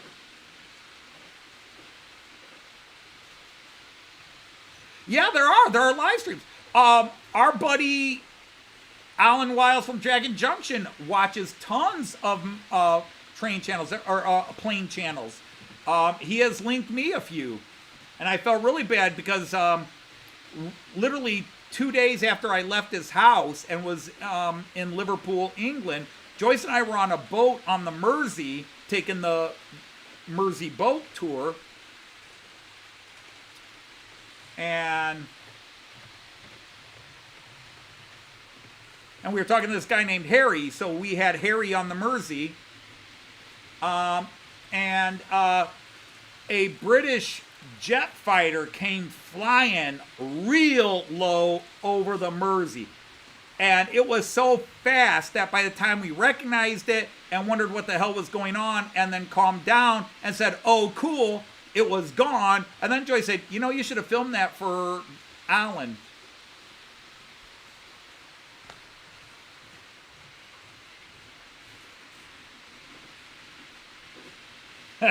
Aviation runway site enthusiast, or an ARS for short.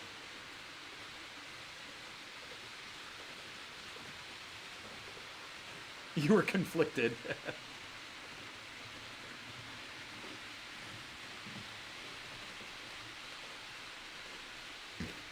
No, I was a nerd in school. I was the academic. I was cruelly mocked. My nickname in elementary school was the Walking Encyclopedia. Go ask Dodge. He knows everything.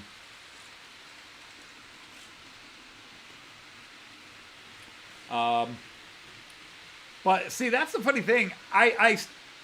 You know, when you go back to my intro, there's that not so proud member of the, and I still have people that don't catch what it spells out.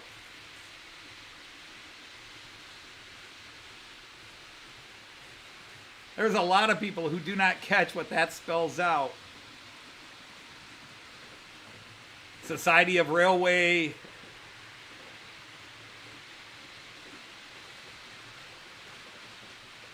Enthusiasts. It spells asshole.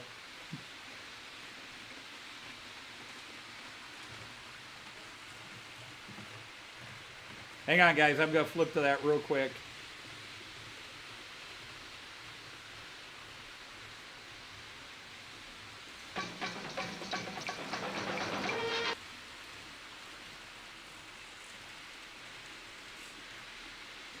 Yeah, not so proud member of YouTube's all-encompassing special society of heavily overwhelmed layout enthusiasts.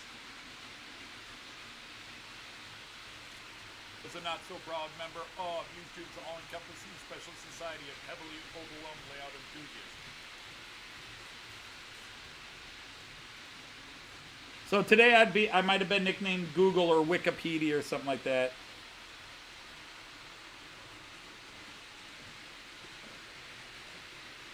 Complete response action program. Crap.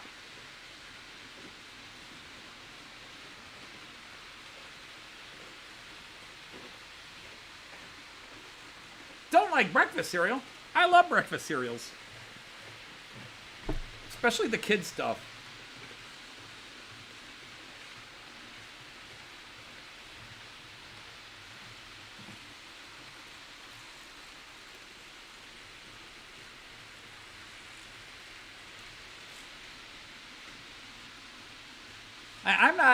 I'm not into planes per se, but I'll watch air shows, stunt shows with the old biplanes, or anything that's like military jet fighters in action, or recreations of from World War II, like Spitfires against ME-109s and stuff like that. I'll watch that stuff.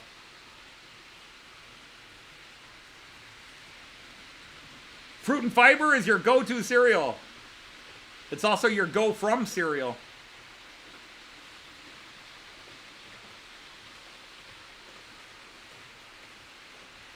It's your go-to and got-to-go cereal.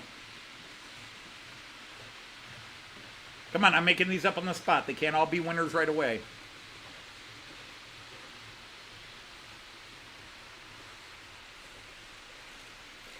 Conflict. Is that a pun on cornflakes?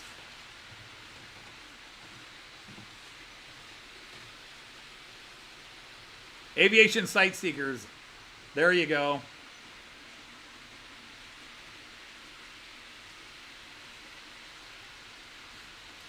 Those guys meet it.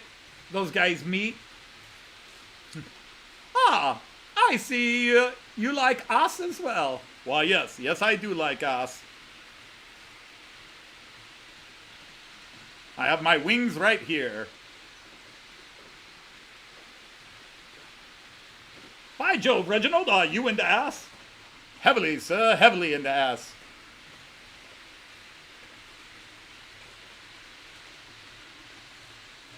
Yeah, we need to change that, Raymond Anthony. We need railroad-themed cereals now. Choo-choos! Come on! No, that sounds like a dog food or a dog treat, doesn't it? Choo-choos. Kellogg's Choo-choos!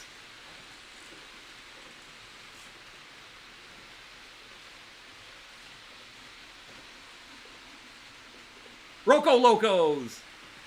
Sounds stupid enough, it could be a kid's cereal.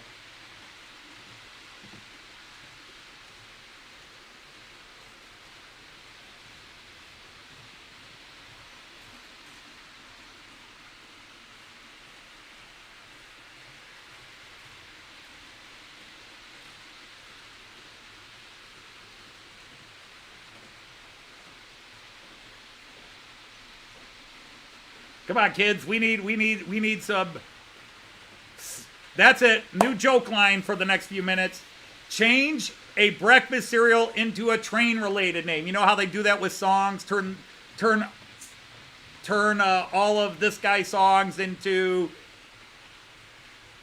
pizza-related songs or whatever. Now we're gonna turn any breakfast cereal into something train-related.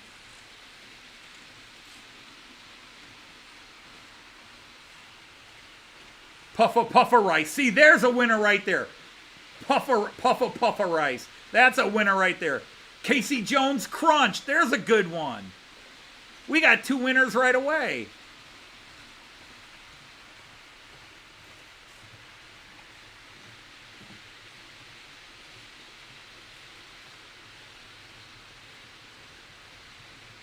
Loco Pops.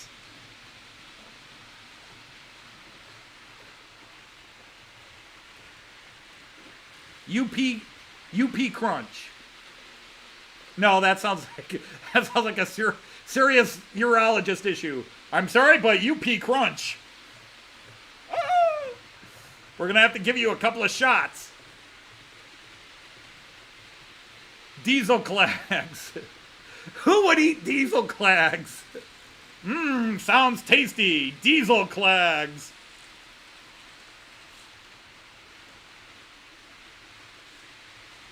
That sounds like something your car's suffering from. I'm sorry, Bob, but your Ford Taurus has diesel clags. Oh, no. There's no known cure for it.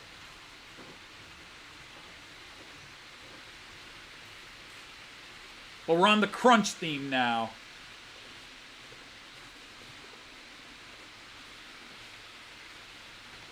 Fleischmann Frosties, I like it.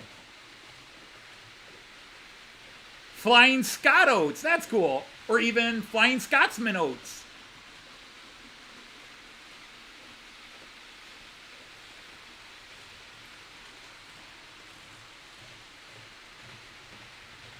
Mallard Loops. Hornby Puffs. Hornby Honey Crunch.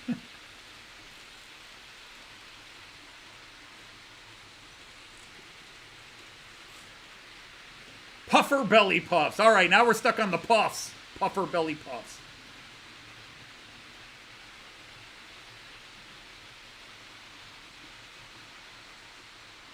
B&O Loops.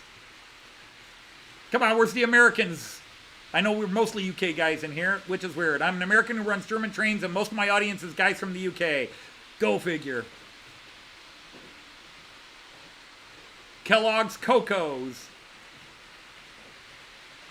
That's close to the Kellogg's Choo Choos. You know, little steam engine shaped.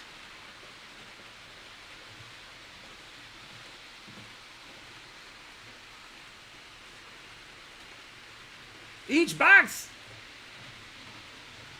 while supplies last, each box, Steam Oats, Steam Oats, Steamer Oats.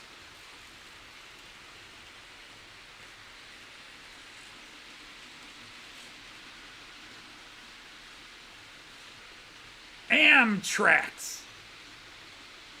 Amtrak snacks. Am snacks.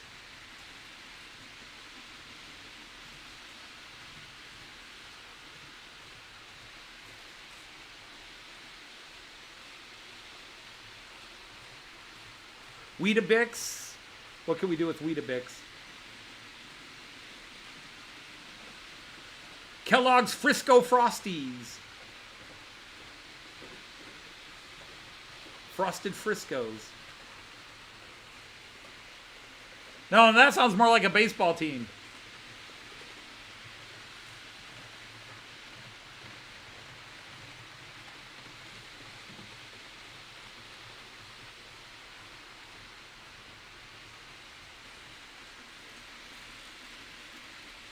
Tricks. There we go.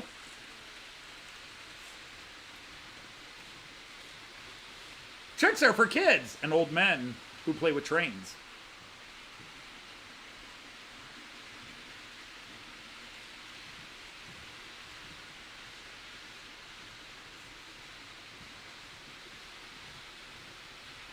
Greasy journals. You're getting hungry.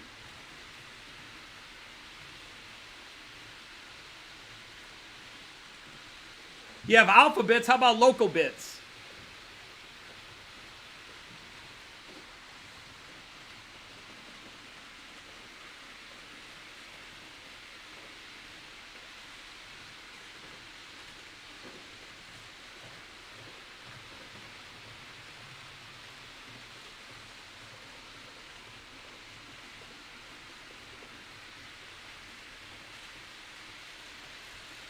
British Rail Nuggets, the cereal that breaks apart in your bowl just the way British Rail breaks into all kinds of... All right, never mind.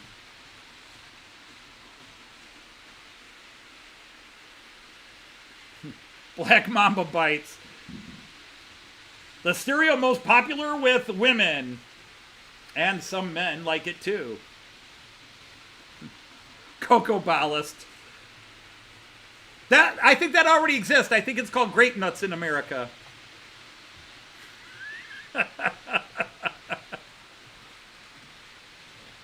Steamer Bix instead of Weetabix. I like that. Märklin Munch. That's a good one.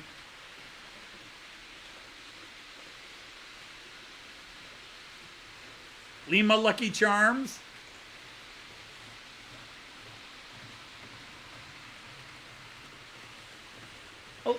A little alliteration there.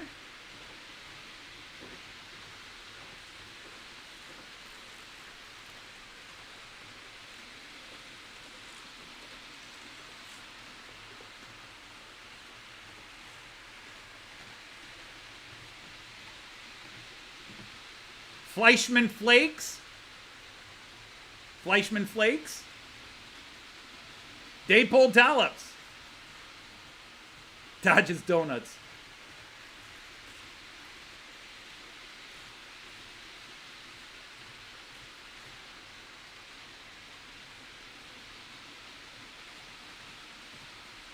Dodge doesn't do donuts. He does eclairs, and they're all cream filled, if you know what I mean. Good night, folks. Outsider Loops. Outsider Oats. Outsider Oats.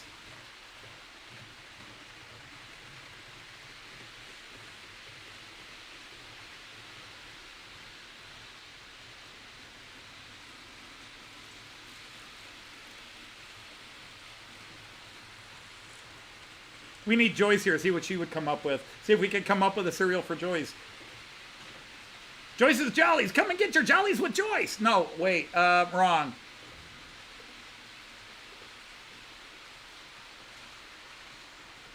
Track Mix. The new cereal for the railroad enthusiast.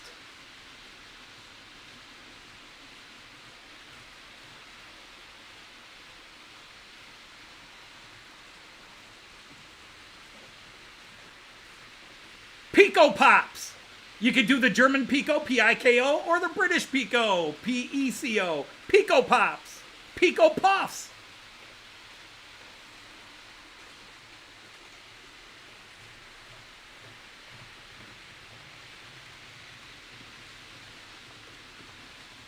Joyce's Nibbles. We won't go there.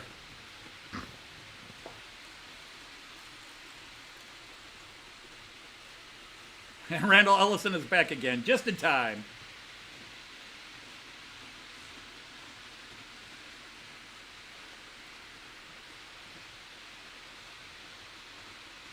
Egg and bacon shovel puff.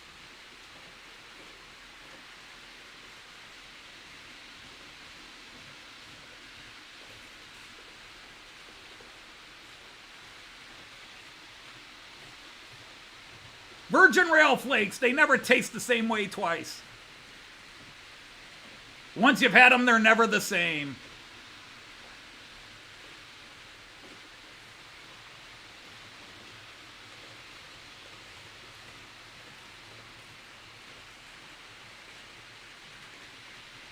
Tornado Toasties. I'll flip that on you. I'll flip that one on you, Mick, and steal it from you. Tornado Toasties.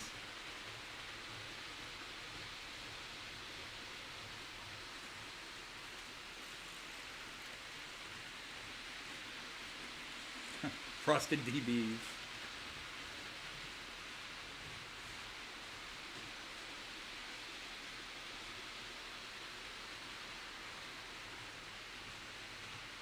Bedpan Crunchies?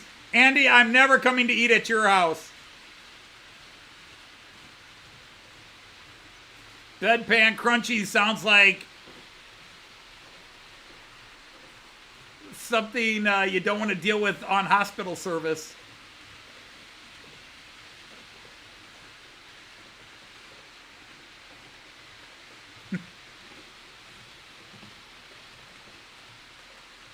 RHB Krispies. Now you're going off.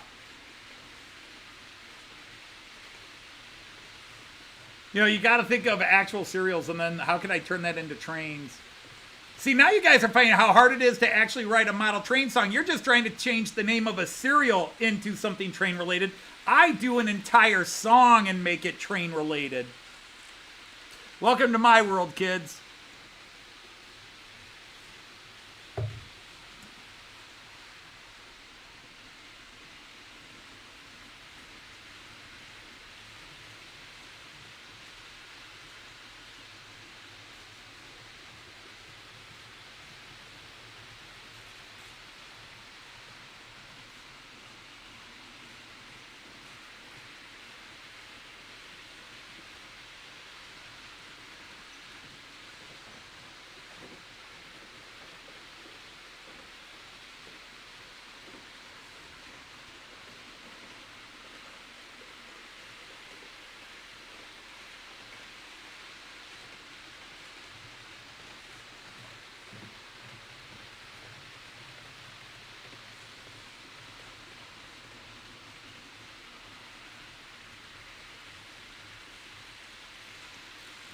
Here we go. TPE Toaster Tarts. The toaster tarts that fall apart while you're waiting for them forever. Coming to your store soon. Or maybe not. Maybe never. Third rail granola. Rustic twingers. Third rail granola cereal.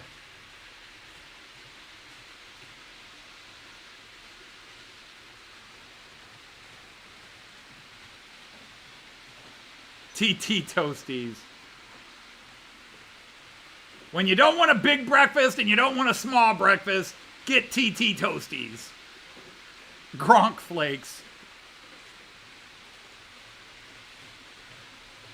Golden Spikes. There's a good one.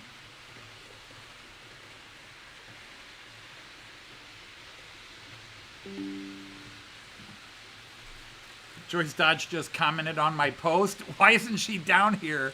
She's commenting on my post? Dang, woman.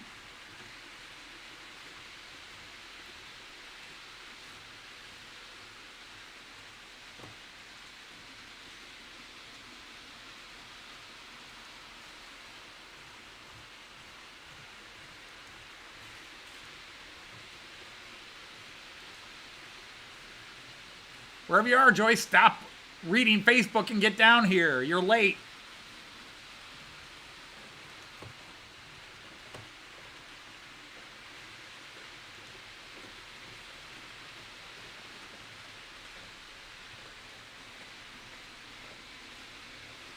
Oh, I like that one. There's a good one, Raymond. Eisenbahn Eclairs. Fruity Tooties.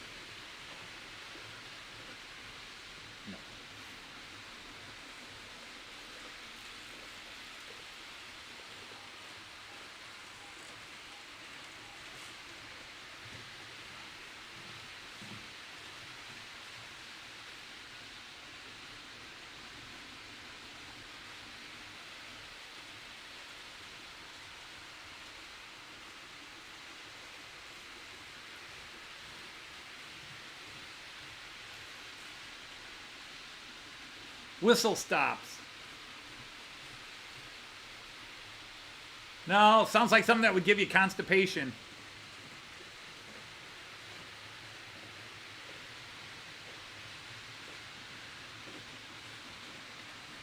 Whistle stop pops.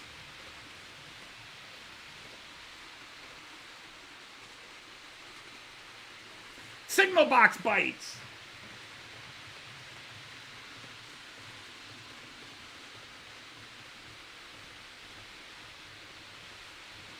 Trans Euro Toasties. Cocoa Toot Toots.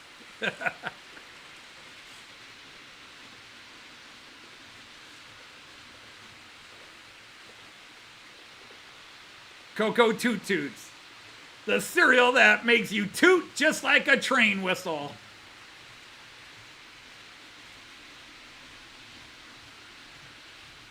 Deutsche Bahn Pops. Malto Rail.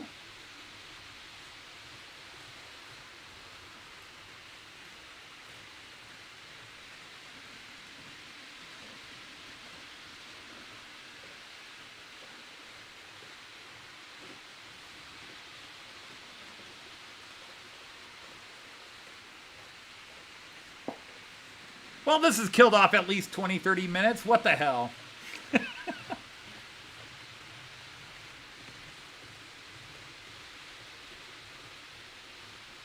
Well, Eric Gunter, hello. Rail brand, there you go. Or instead of Deutsche Bahn, Deutsche Bahn. I like it. We've got a night shoe. I now declare you a knight of the rhomboid table. If you have a channel, Eric Gunter, you may now link it in the chat.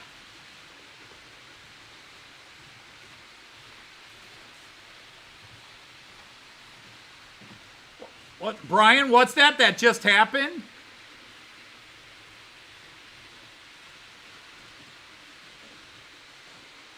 All right, good night, Leslie. Thank you. Wow.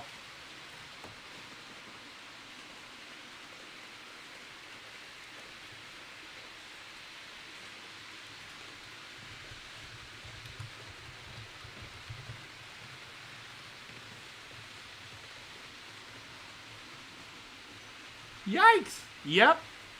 Just happened. Flying Scotsman in an accident. 2 people killed. No, 2 people injured. Let me rephrase that. 2 people injured.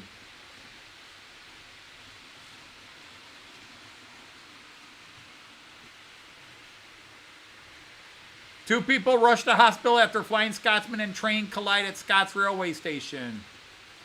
Flying Scotsman brought to shuddering stop by photographers on track.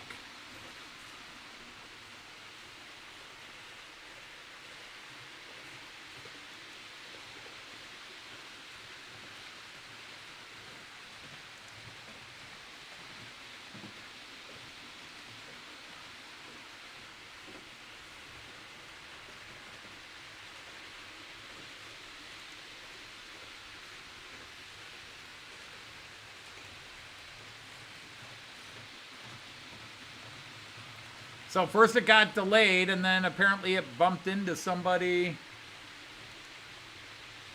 So, wow.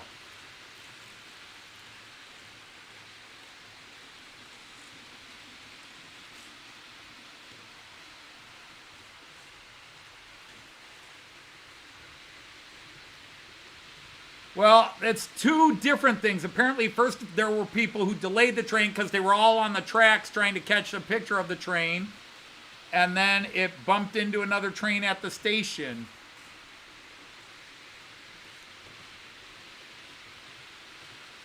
Oh my God. All right, I'm just going to reject all. The crash happened at the Strathspey Railway at Avamore Railway Station. Sorry about the pronunciation, guys. In the Cairngorm, Scotland at 7:10 p.m. So that would have been 2:10 p.m. my time. So about 50 minutes before I started live. Scottish Fire and Rescue sent 8 appliances to the scene. Paramedics took 2 casualties to hospital by ambulance, and 3 other people were treated on scene. The historic locomotive is due to return to its roots in Doncaster on Monday, October 2nd, as part of its 100th anniversary celebrations. It is not yet known whether this event will be affected by the crash. The Flying Scotsman is also set to return to Doncaster on November 11th and 12th.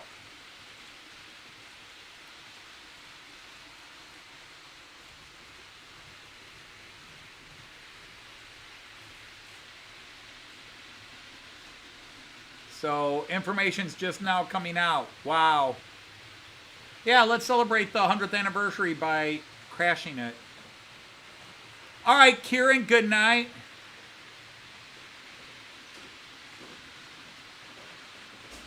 Now, mind you, the people on the tracks did not cause the accident. Okay? The people on the tracks did not cause the accident. They delayed it, but the accident came later. Were there any work trucks out there? Nope. They never came today. Nope. Nope. Nope. The question is, are they going to come tomorrow? Next week. It's possible. Don't know. I mean, it's the first day in like 2 weeks I could actually sleep in. I'd say it's more likely. They don't come early, honey. It sounds like they're going to take away. Oh, they absolutely could. Why couldn't take them early? Because they haven't yet. Yeah, I mean, they won't start. Yes, dear. Miss Negative Nelly. Wow. You're just full of piss and vinegar already, aren't you? I didn't think so.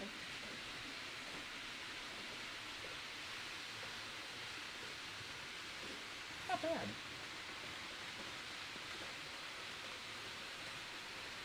And just get it to go down a bit. That's better. There. That was easy. Okay, here you go. Now you can start talking and Say telling hi to everybody. my public, huh? Yeah, you're public. So, hi Finnerton, hi Wolfsack. Hey Tom, hey Randall, hi Andy. Hi Mick. Hi Smallwood. That's Paul. Or Paul? Paris. Paris is his wife. I Okay. think wife. Alright, hey Raymond. Partner. Hey March West, hey Ray. Hey Joseph. Oh, how's everybody doing? Oh, everybody doing?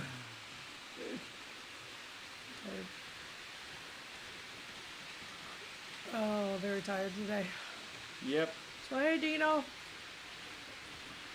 Oh, Never fear, Joyce is here. yeah, it's not a... Unless you've been doing something that you know will That's anger a real Joyce, bad like day, just a lot. ordering trains you shouldn't have ordered. And then you Need should some fear. Scooby snacks. There we go. Well, I had a couple cookies.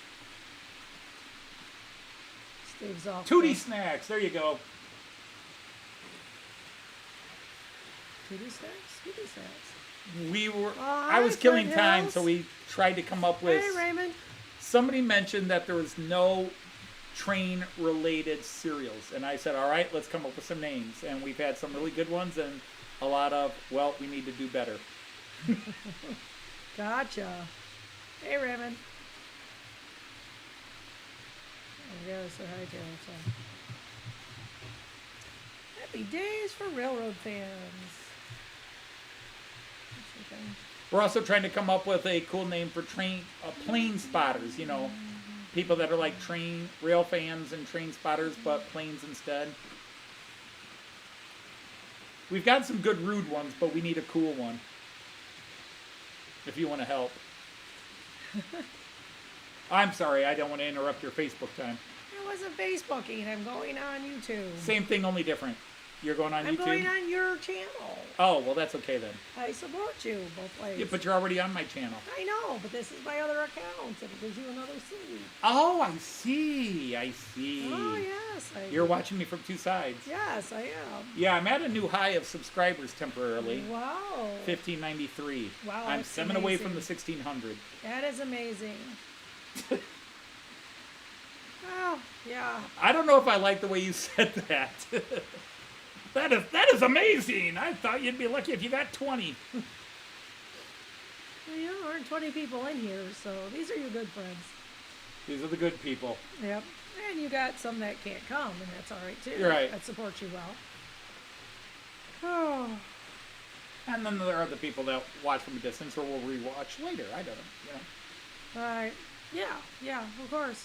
We've had 116 people check in so far. Okay.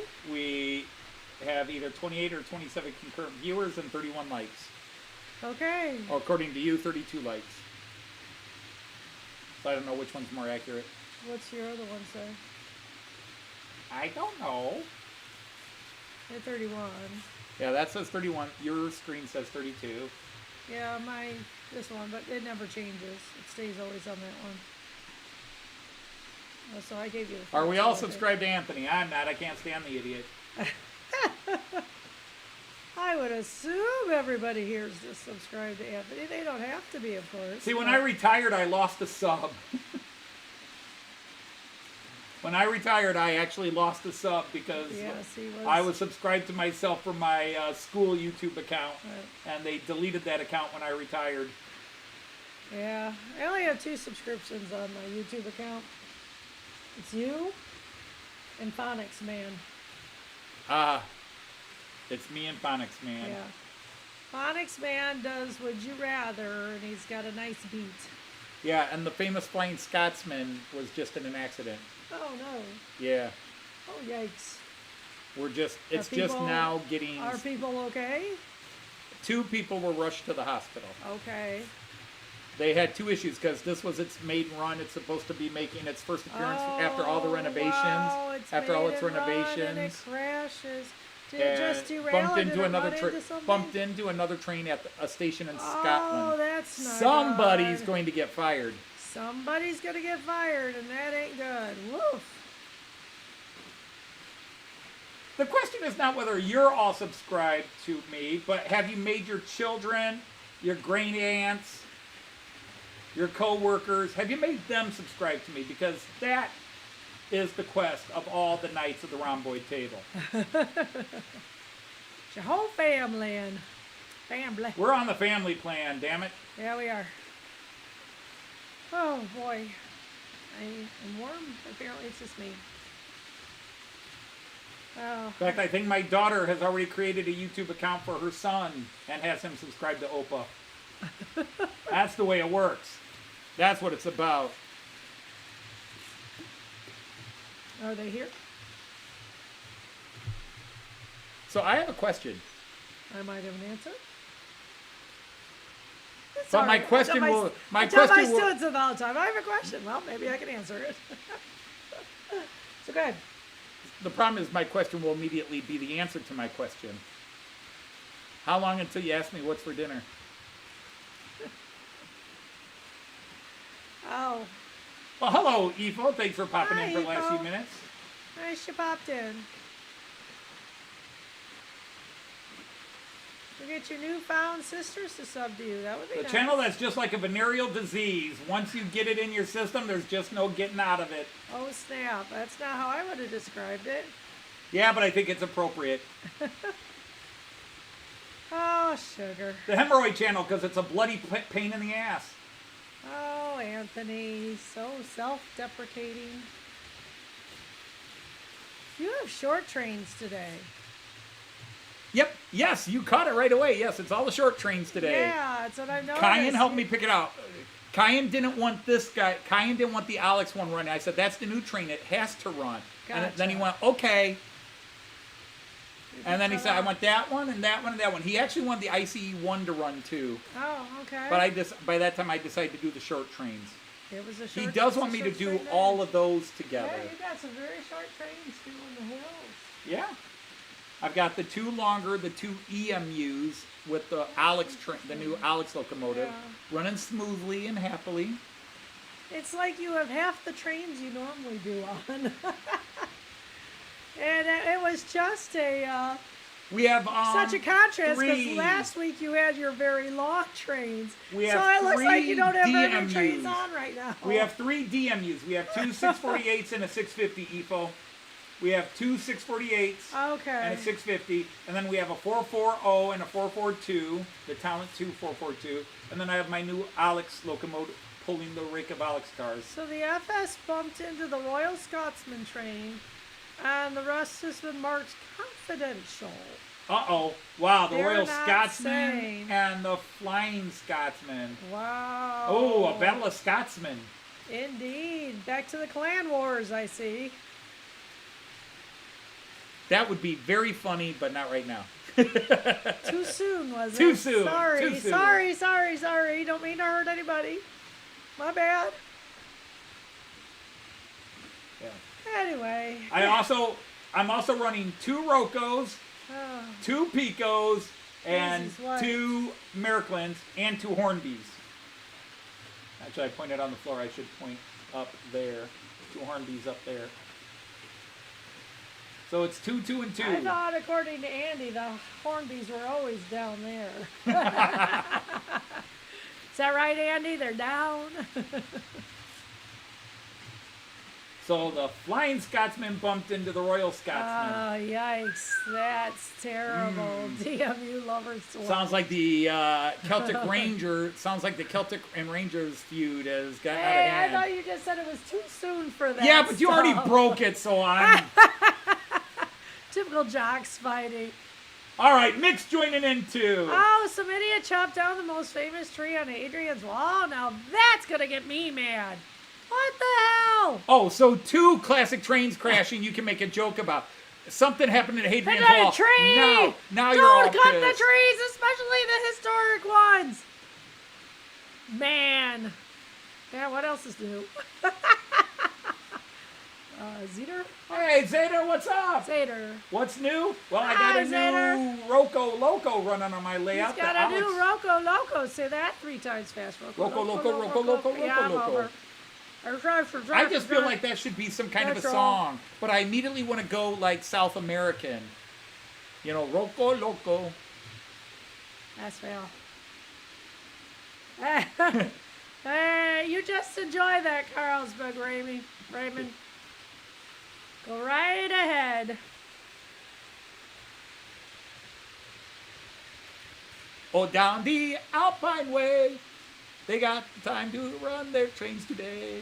Oh, they're loco for that Roco Loco for that Loco. Do you have any Roco wagons? A couple of the Alex cars are Roco. Most are Yeah. Piko, but a couple are Roco. Oh, heck, your new guy. Is that your new guy? Well, he's talking the wagons, the cars themselves. I know. That's the one we got when we were in. No. This guy is the one that just came in this week. That's not it. Nope. What did we buy when we were in Austria? We bought the 218, the Märklin 218.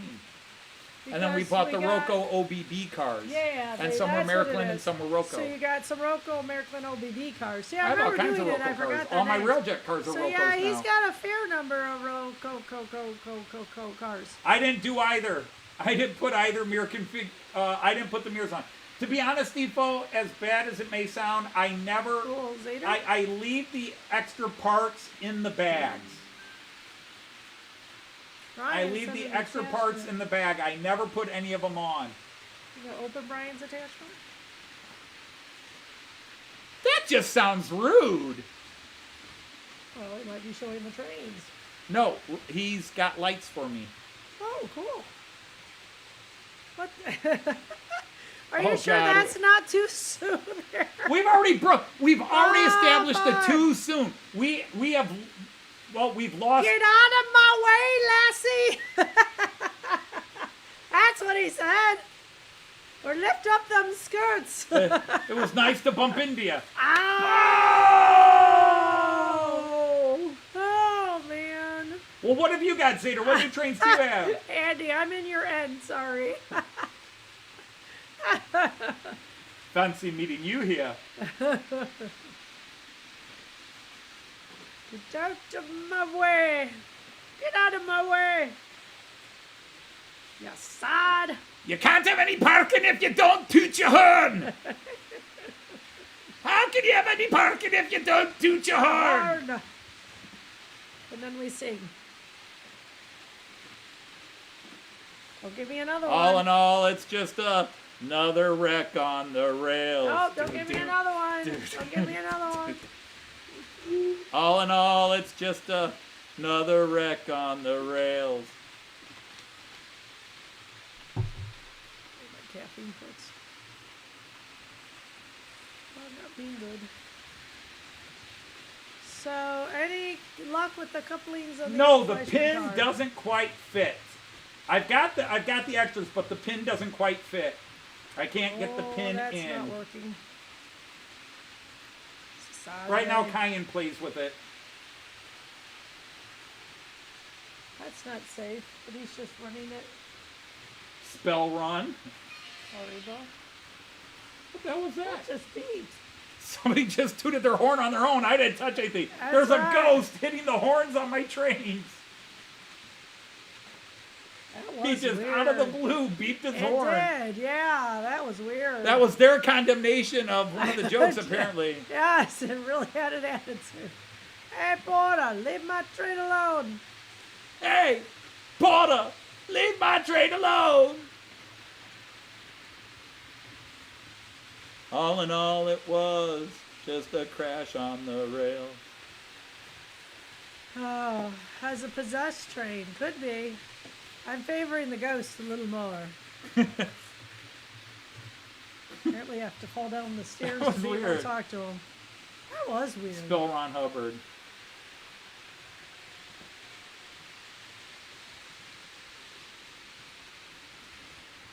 I told my kids I won't be here on Friday or whatever the schedule is because my son's getting Oh. married. Could I do another It's only a week and a day away. train on the rail parody? I've got so many to do. You need to sing this weekend. Oh, okay, I shall do my best. You shall do your best. I want it to We be a have quiet got weekend. so many songs backed up, and I'll even tell you which ones. Some of them you won't know, but we've got the famous foreigner song from the late 70s, gotcha. early 80s. Okay, Lindy, nice to see ya. Greet your grandson. Oh, we got to greet our grandson. Hi, Lindy. Hi, See Chris. you, Love you Joe. guys. But now the show has to be interrupted so that we can do this. Are you ready? Here. Hey, Cayenne! Cayenne, Opa loves you! Ah, we love Loves you. you! Woohoo! Hi, Cayenne! Woohoo! You know, we never did start greeting other people like that. You need to come down and start doing that. We said we'd greet everybody like that so they didn't feel left out. But they're not my grandchildren. either. Raymond, Tom, Nick, Bitterton. Not quite the same. No, it's not. We've got a parody of Jukebox Hero by Foreigner, if anybody remembers that song from 40 plus years ago. Neither one of us can sing it. Except, yeah, neither one of us could really. She probably could, but we've got Moody Blues' Legend of a Mind. Timothy Leary is Dead, that song. Struggling with that one. We've got The Who's Baba O'Reilly, Teenage Wasteland, except now it's Old Man Wasteland.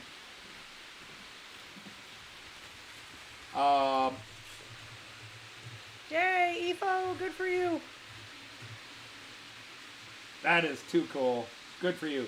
And we've got our son. And yeah, next week's show, I don't know. How long will my show be cut next week? I don't know that you can do it. What time are we doing everything? The rehearsal's at 5. The rehearsal's at 5. The dinner's at 6. The dinner's at 6. So you could maybe do an hour. Or I'll go on early. Yeah, next week's show will be very abbreviated because we're doing the rehearsal. My son is getting married a week from tomorrow. Right. My son's wedding is a week from tomorrow, and the rehearsal and the rehearsal dinner. Do I need to be at the rehearsal? I've been to weddings before. I know what to do. It's so the longest I would be on is till like 4:15.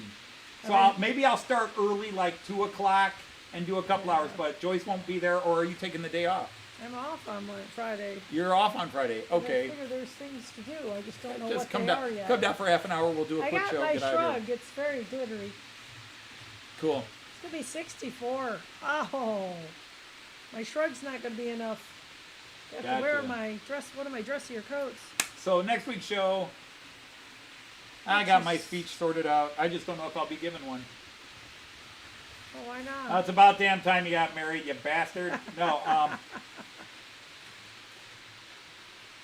yeah, I will be filming video and then posting stuff. I'm going to do a live stream. 2 weeks from today, the live stream is from Milton Keynes at Getz the night before the show. But I will be doing Friday. I don't know if I'll be in an open room or if I will be in our hotel room.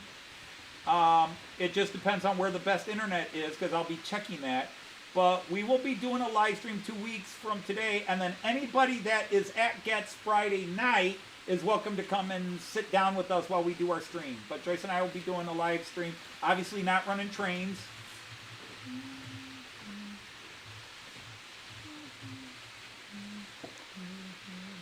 That's what I'm doing. Oh, I saw somebody was speaking Welsh.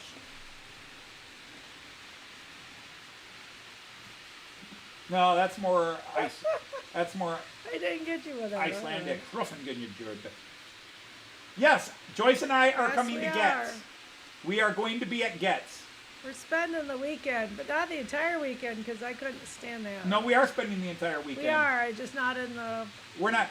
It's just that we're not going to spend all of Saturday and all of Sunday at the show. Now, the show does end at times, but we're not going to spend all day there. He's doing the crossword. Yeah, so anyway, if we're not around and you can't see us, just message Anthony on Facebook. You can find him. If you do Facebook, that is. Oh, yeah, Jeff does. Just send a message. Just send a message and go, yo, Anthony, where are you? Yep. We'll say, where are you? And we'll have that awkward conversation. I assume we'll be there fairly early, but Joyce will we will not be there all day. So the thing is, we're going to be there early Saturday and Sunday. We will be there both days. Now, Timber Surf has already scheduled a YouTube meet and greet on Sunday at 11 o'clock on the upper mezzanine. Who has? Timber Surf. Okay. He has announced. He's the first one to do it, so apparently his counts. But I guess some lofty individuals may show up there. Oh, interesting. So there will be dozens of us YouTubers on that Sunday. But I'm going there so I can meet everybody. But those of you who are either doing the whole weekend and are coming in Friday, I would love to meet you, although Joyce and I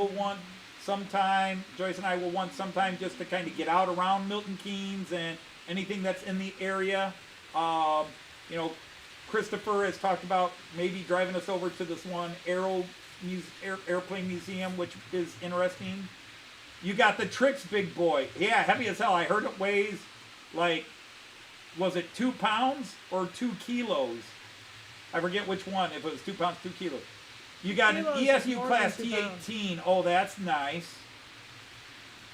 And you got an OBB Railjet with the DCC decoder in it. Nice. Eco's impressed. That is an investment, yeah. So it was one of those weird things. I talked myself into going a year ago when I just saw all the people I had just met in the UK were now at Getz and seeing each other, and I was seeing all their videos. And I was like, it would be so cool to go to a train show where everybody knew each other, sort of thing. And it just doesn't happen. I go to the one American train show locally, and nobody knows me because A, I don't do American trains, and I try to advertise myself, but I don't advertise myself well. So it would be funny because going to Getz, I might be more recognized by people there than going to. Now, if I went to something like Amherst, the Amherst show in January, like a lot of people did, then a lot of Americans would have known me because there are a lot of famous Americans there who know my channel and I know their channels. But very nice. It'll be there early Saturday morning. Oh, sorry, Mick. I'm sorry, Mick. Sadly, that's going to be a thing, dude.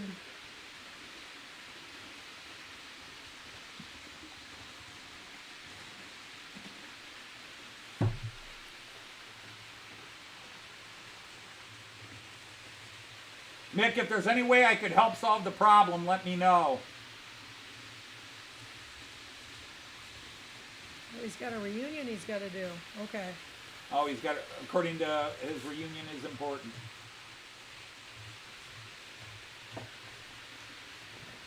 Hi, Ewan, right? Hi, Ewan, yes. Hey, Ewan, how are you? Okay, sounds good, Flint Hills.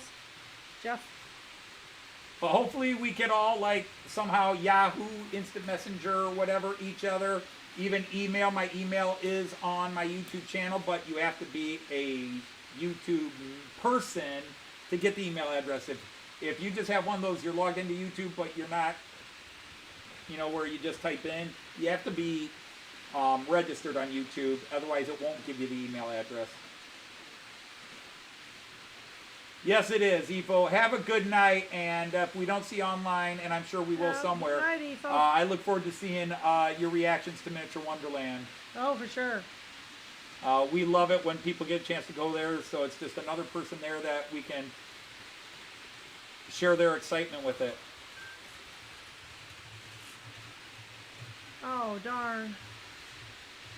Well, I know people that commute 50 miles a day. You're watching in bed. Gotcha. I do watch some YouTube things in bed. Yep, we do. If I'm not typing your full name with the @ that means I'm on my phone, which means I'm in bed.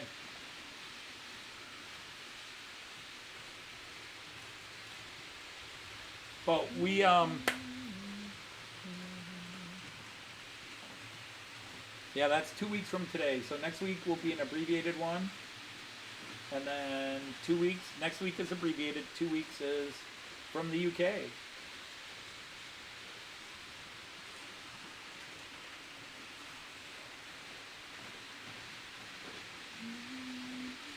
All these people in bed, they just watch us till they fall asleep. Like Jean Ricard.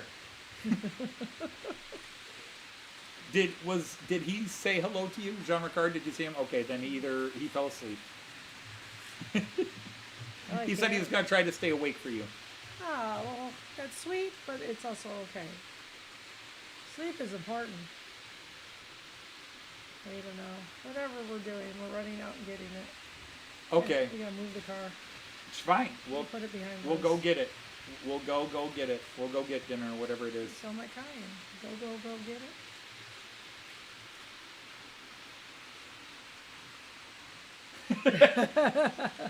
Oh, darn!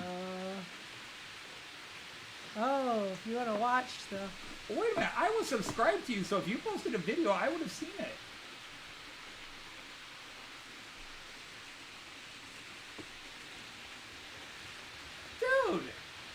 Did you like cancel your channel and then reboot it? Because I was subscribed to you all those years ago. Well, now I'm resubscribed to you. Oh, that's cool. I like that. That's cool. That's a good That's good a steamer. That's a T18. Short. I like them short. You're listing all your 00 stock. Wow. Wow. What did you change to? Yeah, because that's the news I got to break to Joyce. I've decided to get rid of HO and go N scale. So I could really make this like a super mega. No, you're not. I hope everybody caught that reaction too. That was a oh no.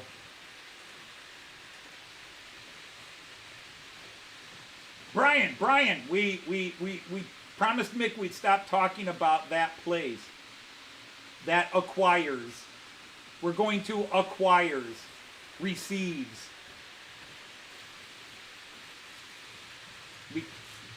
We can't say the G word. Engage, all right. Focused on engage. Well, that's true, because if you're going to go engage, you got to be focused on it, because that stuff is small. It is.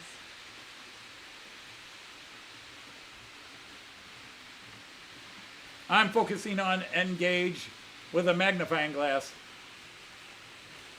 Wow. No way I'd go N scale. Could you imagine these little hands with N scale? Nope. God, imagine Z scale. You should stop imagining. I should. It would drive me crazy. Okay, Ewan. We're going to call it acquires while Mick is here. It's no longer gets, it's acquires. Or receives. I don't care which way you put it. Darn. See, the problem is no matter how many people that I know I'm going to meet, it's the people I'm not going to meet that I'm like, darn. Because until, this is our last trip to the UK until 2026. No, 2020. Reed Randall. Obtains. Because we're going to Australia, and then the following year it's back to Germany, unless you want to do UK again and do another 3 years between trips to Germany. But because we're going to do all northern Germany and Denmark. Yeah, we should probably do that one. Okay, so that's 2025. So 2026 is the next trip to the UK after this gets trip.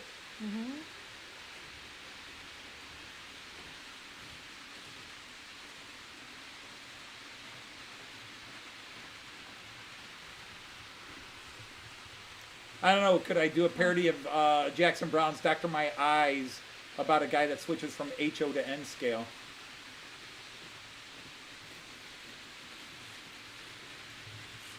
Doctor, my eyes can't see the size.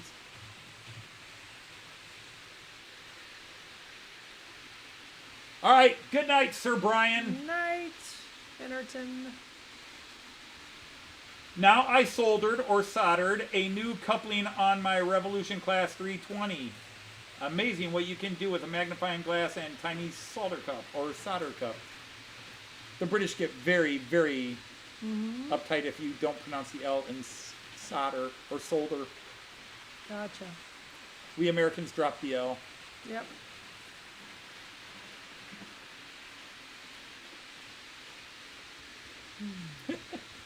So you've decided we are going to get dinner. Now you have to decide, what are we going to go obtain?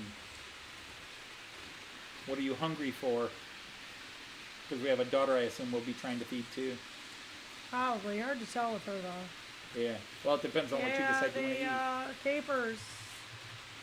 Pizza and sandwiches. I told Liz, check the menu. She's sticking her nose up. Ah, I got you. Ah, well. She was bound to not like anything. More than likely.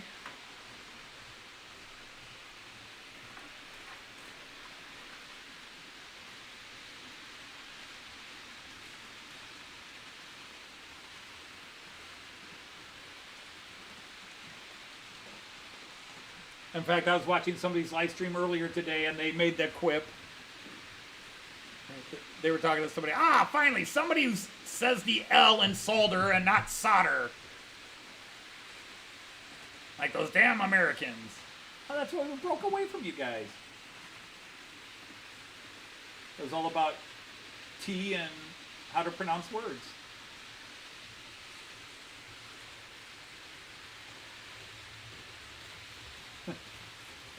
Oh my gosh, Tommy, look at that train. It is so big. I mean, even see, that's a joke in Matt Clark twice.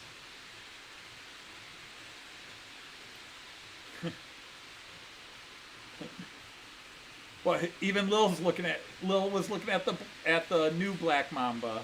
Mm-hmm. The oh crap, what was it? The Lexington Steel. Would you look at that? Oh my God! And Matt Clark's like, "All right, ladies, I'd tell you to take a cold shower up there." Any.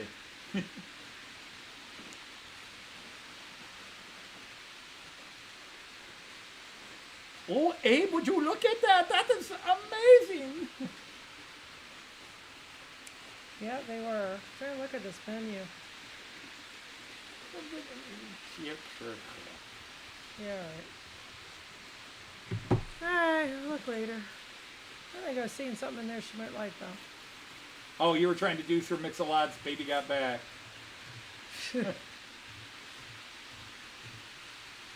I like big trains and I cannot lie. You other foamers can't deny. Then when you got a lot of track and a big rig rack.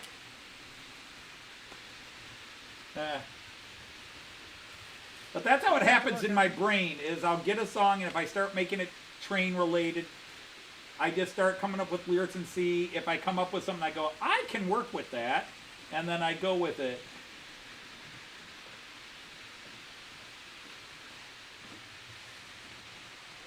Solder. Ah! Sort of like buggering. Baby got trained. It's about LGB trains. Yeah, the problem is I could probably sit down and do that one. I don't know how well Joyce would rap, though. I think that's my strength.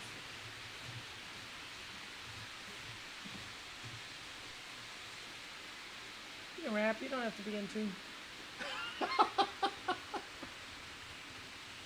That's somebody's feelings there.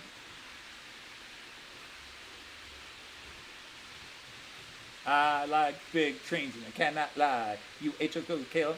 You HO skills can't deny. Yep, it's coming. Oh, Starving Channel. Okay, well, there it Your is. channel is taken down. Gotcha. See, I've still got your old one on my list. See, you say your old one was taken down. It's still on my list. I do that kind of rapping pretty well, Andy, usually. Yeah, Christmas wrapping. Yikes, another rail strike in UK. Yeah, well, I just wonder, have they announced? I mean, well, we're not into October yet, and they usually announce towards the end of the month what dates. There's no way they're not going to strike Gets. That would be because that would get their message across. Again, it might piss off a lot of people, so you might think, nah, we won't do that one. But the strange way these strikes go on, this is why they last like this, because instead of just doing a strike where they shut it all down for a few days until the pressure gets up, it's now done in a way where it's restricted and they can only do so many days and they can't do all this because it'll shut down the country. That's the whole point of a strike. I guess, did you order the new? No, Dean, right too. now I'm not going to, because I think it's way too overpriced for what it is. Okay? A regular mobile station is $100, and then you have to pay another $40 for the power system, because you have to buy the power system separately so that if you're in America you'll get the right one. So let's just say it's $140 for the power system combined. Okay? Actually, it's more like 150 euros, but it gets discounted, so about $140. they want $200 just for the wireless controller, and then you have to buy the power system for that you plug in with your Central Station 3.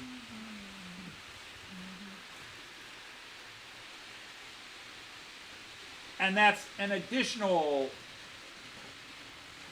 what was it? $50, $60, whatever it was. Just way overpriced. And then it says you may have to buy a router if you don't have WLAN, you know, if you don't have WLAN on you. Now, I'm hardwired into my Central Station. I'm hardwired into, my Wi-Fi is directly connected to my Central Station 3. So I should be able to do it without.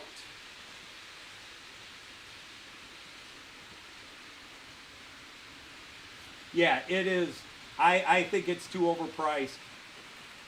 I even posted that on. How much is it?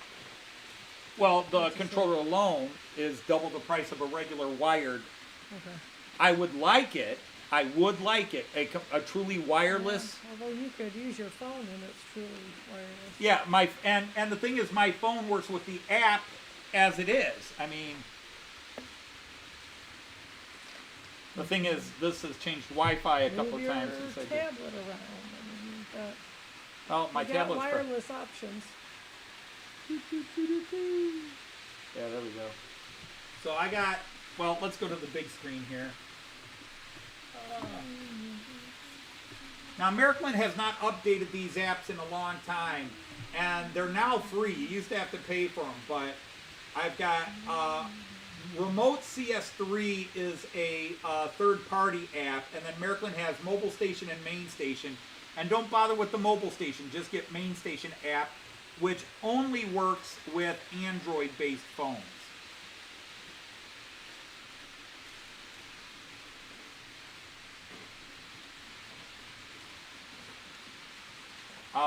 And then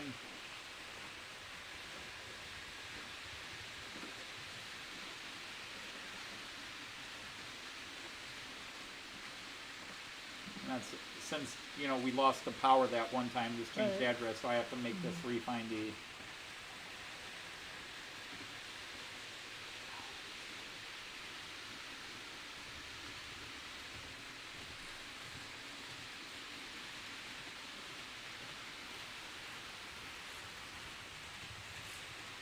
Okay, that doesn't sound like a bad idea, Ewan.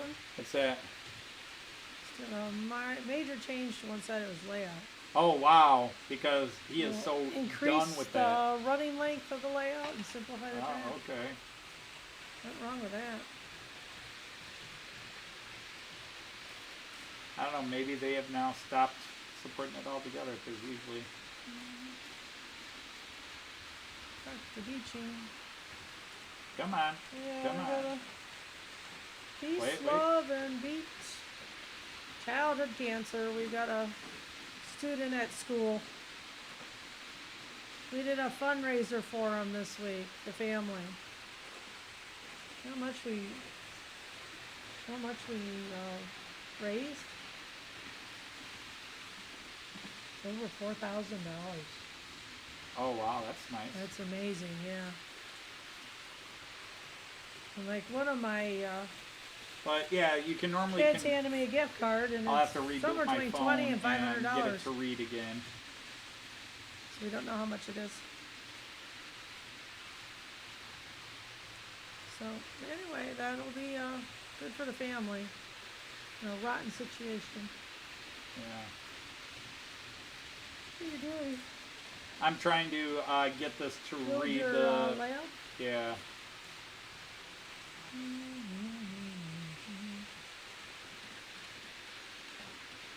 You do only have about 13 minutes left of your live stream. Yep. I should mess with it. And that may be that now that they've gone to it, they may have stopped supporting this altogether now, which is BS. Yeah, they no longer, they don't even link to the help part. but I should still be able to get it to connect. I might have to just reboot the phone. Yep. But yeah, so yeah, I've been ignoring the channel while they were watching me do that. Sorry about that, people. That was bad manners on my part. Well, he was talking about it, so then he starts to look at it, and then you lose him. Happens all the time. Yeah. Not you. Yeah, Joyce knows I do that to her all the Yeah. time. Yeah, well, same to you. Oh, now you want to come over. Oh, that was a horror. Your Maine Coon is staring at me. Oh, your Maine Coon wants to go to bed. Thank you, Randall. What about your I secondary don't think cat? you can ignore your Maine Coon. They're pretty big. They mean business. Ugh.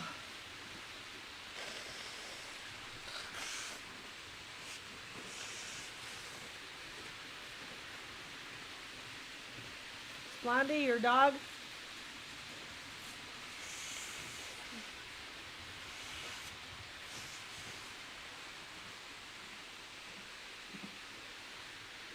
I'll just have to go through and... You're still looking at it. Knock it off. Yes, You've got, look for some train controller app that can read and change 5-digit long train adders. Ah, gotcha. Blondie's already called it a day. My cat makes me go to bed. Your cat makes me go to bed.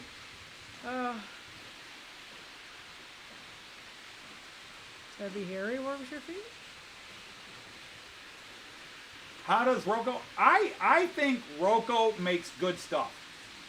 I would say it's on par with Miraklin. The big thing is Roco will make certain passenger cars at true scale, true 187 scale.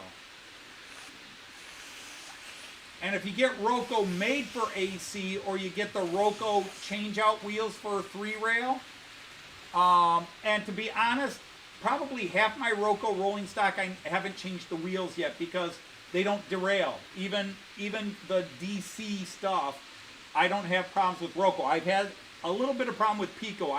I've learned now whenever I buy Piko wagons to change out to Miraklin wheels, or even Roco for AC wheels.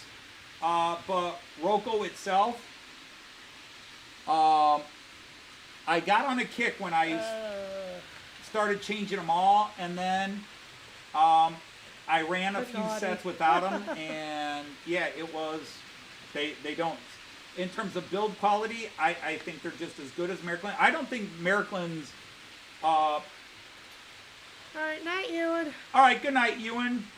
Thanks for stopping in with us. I don't think Miraklin is the end-all, be-all of anything they build. I think they're great. I love Miraklin. I'm a Miraklin fan. And I will buy Miraklin first just because I personally believe Miraklin works best with Miraklin track and Miraklin controllers. You know, it's just that homogeneous thing. But I've seen things, you know, the Danish company Hobby Trade made beautiful, beautiful stuff that I think looked better than stuff Miraklin made. But now Roco owns Hobby Trade, or bought out some of their stock. I think Roco makes great stuff, period. And so I would say it's equal to Miraklin easily. But they both make, their standard passenger stuff is shorter scale. You know, it's like 1 to 195. Piko does 1 to 100 on a lot of their stuff. And Piko will often just reuse certain cars and just repaint them. Like my Piko Railjet cars were just standard, I don't want to say Eurofirma wagons, but I forget what, but just repainted in Railjet colors. They're not true, accurate Railjet coaches. They were just standard, whatever standard coaches they were, and just repainted. So that, you know, I bought them anyhow because I wanted Railjet, but That was because at the time the only Czech railjet I could find was a Jägerndorfer one that was $1,300. And that was at the time where I could afford $300. I bought the Piko locomotive, and I got 3 cars from Piko, and then Piko released some other cars, so I bought a bunch of the Piko cars, and I had a little 5-car set. And the Loco is now in the UK with Dino, and the cars are going to Dino when we get to the UK. They're going with me to the UK, and I'll give them the cars. Because these cars, the railjet, the Piko railjet cars I'm bringing them, they will light up when they're joined with that Piko railjet locomotive that I gave you. They will light up. They won't light up with the current one I have. Oh, good night, Sean.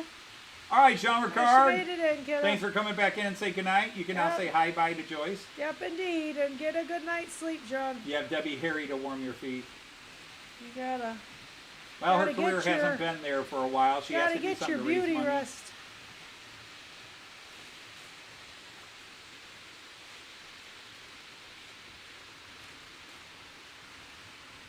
Good note.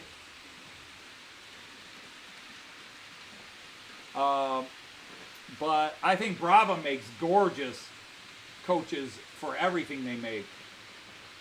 I mean, I don't have enough background to truly say it, but based on what I have seen, I think Brava makes some of the best coaches, period, that I've seen between Piko, Roco, Märklin, Brava, Jägerndorfer collection. Drinking beer in bed. That's kind of the best of both worlds, isn't it? Well, Mick, you can save yourself trips in the middle of the night by just taking the beer and pouring it in the bed next to you. It'll save the middle of the night trips. Save all the hassle.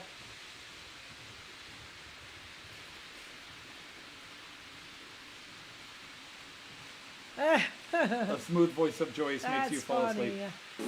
Yeah, I don't think my voice is described as smooth to too many people. Just saying Joyce puts you to sleep. You've just insulted your ex-friend. Maybe both your ex-friends, because you've insulted my wife. Really? Cut out the middleman! Cut out the middleman! That's that old Benny Hill joke, and I'm sure other comedians did it before and after. I just always remember Benny Hill doing it. Cut out the middleman! Cut out the middleman! And this other bit with the he's with his new young hot wife, and they're like, "Are you here for business or pleasure?" And Benny Hill goes, "I'm here for business." And the wife goes, "Honey, don't you mean pleasure?" He goes, "No, you'll see, I mean business."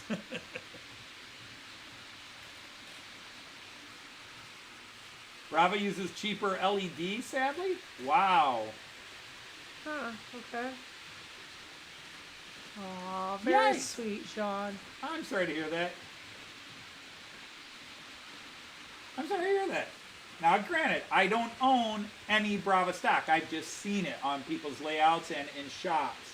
But in terms of design, see, that's why I said I don't ever want to go on the record. In terms of looks, they're amazing. I really wanted to buy their IC2 cars, especially their most recent, the Trax 2 cars.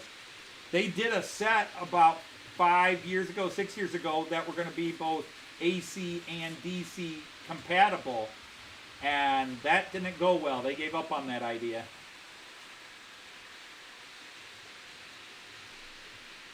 Well, you better start thinking of food, because I'm getting ready to wrap this up.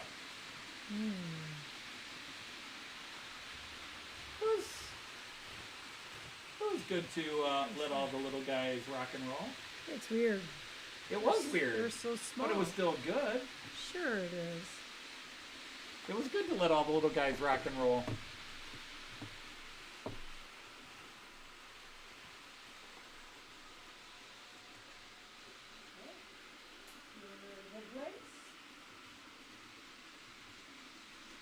The hand of goddess.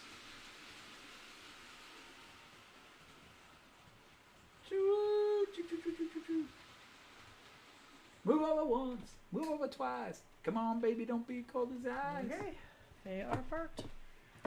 They what? They are parked. Oh, that is not what I thought you said. Huh. That is not what I thought you said at all. Oh, well, okay, sorry. No, I just got to get my ears fixed, apparently. Okay, that's good. All right, so let's go back to bing. All right, everybody, once again, a Friday has come and gone, and we need to do our thing. I just shut him down. Why is that one still running? Did I... Well, for goodness gravy You me. have two running. Oh, I turned their lights off. I didn't stop them. Ah. Boop. That's that one. Fortunately, you know what's really cool is I lined these up by... They're all now by model number, you know, 218s, and then the 220, and then the 230, the 223. So on my mobile stations, it's all numerical. Gotcha. Except for the new class 223, which actually I will take out the old 223 and put it in. Gotcha. But anyhow, we have come to the end of another Friday live stream. Remember, those of you that do hang out and tend to come later, we will be starting an hour earlier and ending 2 hours early. It'll be an abbreviated show, and I'm starting early because we do have something slightly more important. Slightly? Slightly. Well, I mean, it's not the wedding itself. It's just the rehearsal. I mean, they're the ones that need to be there.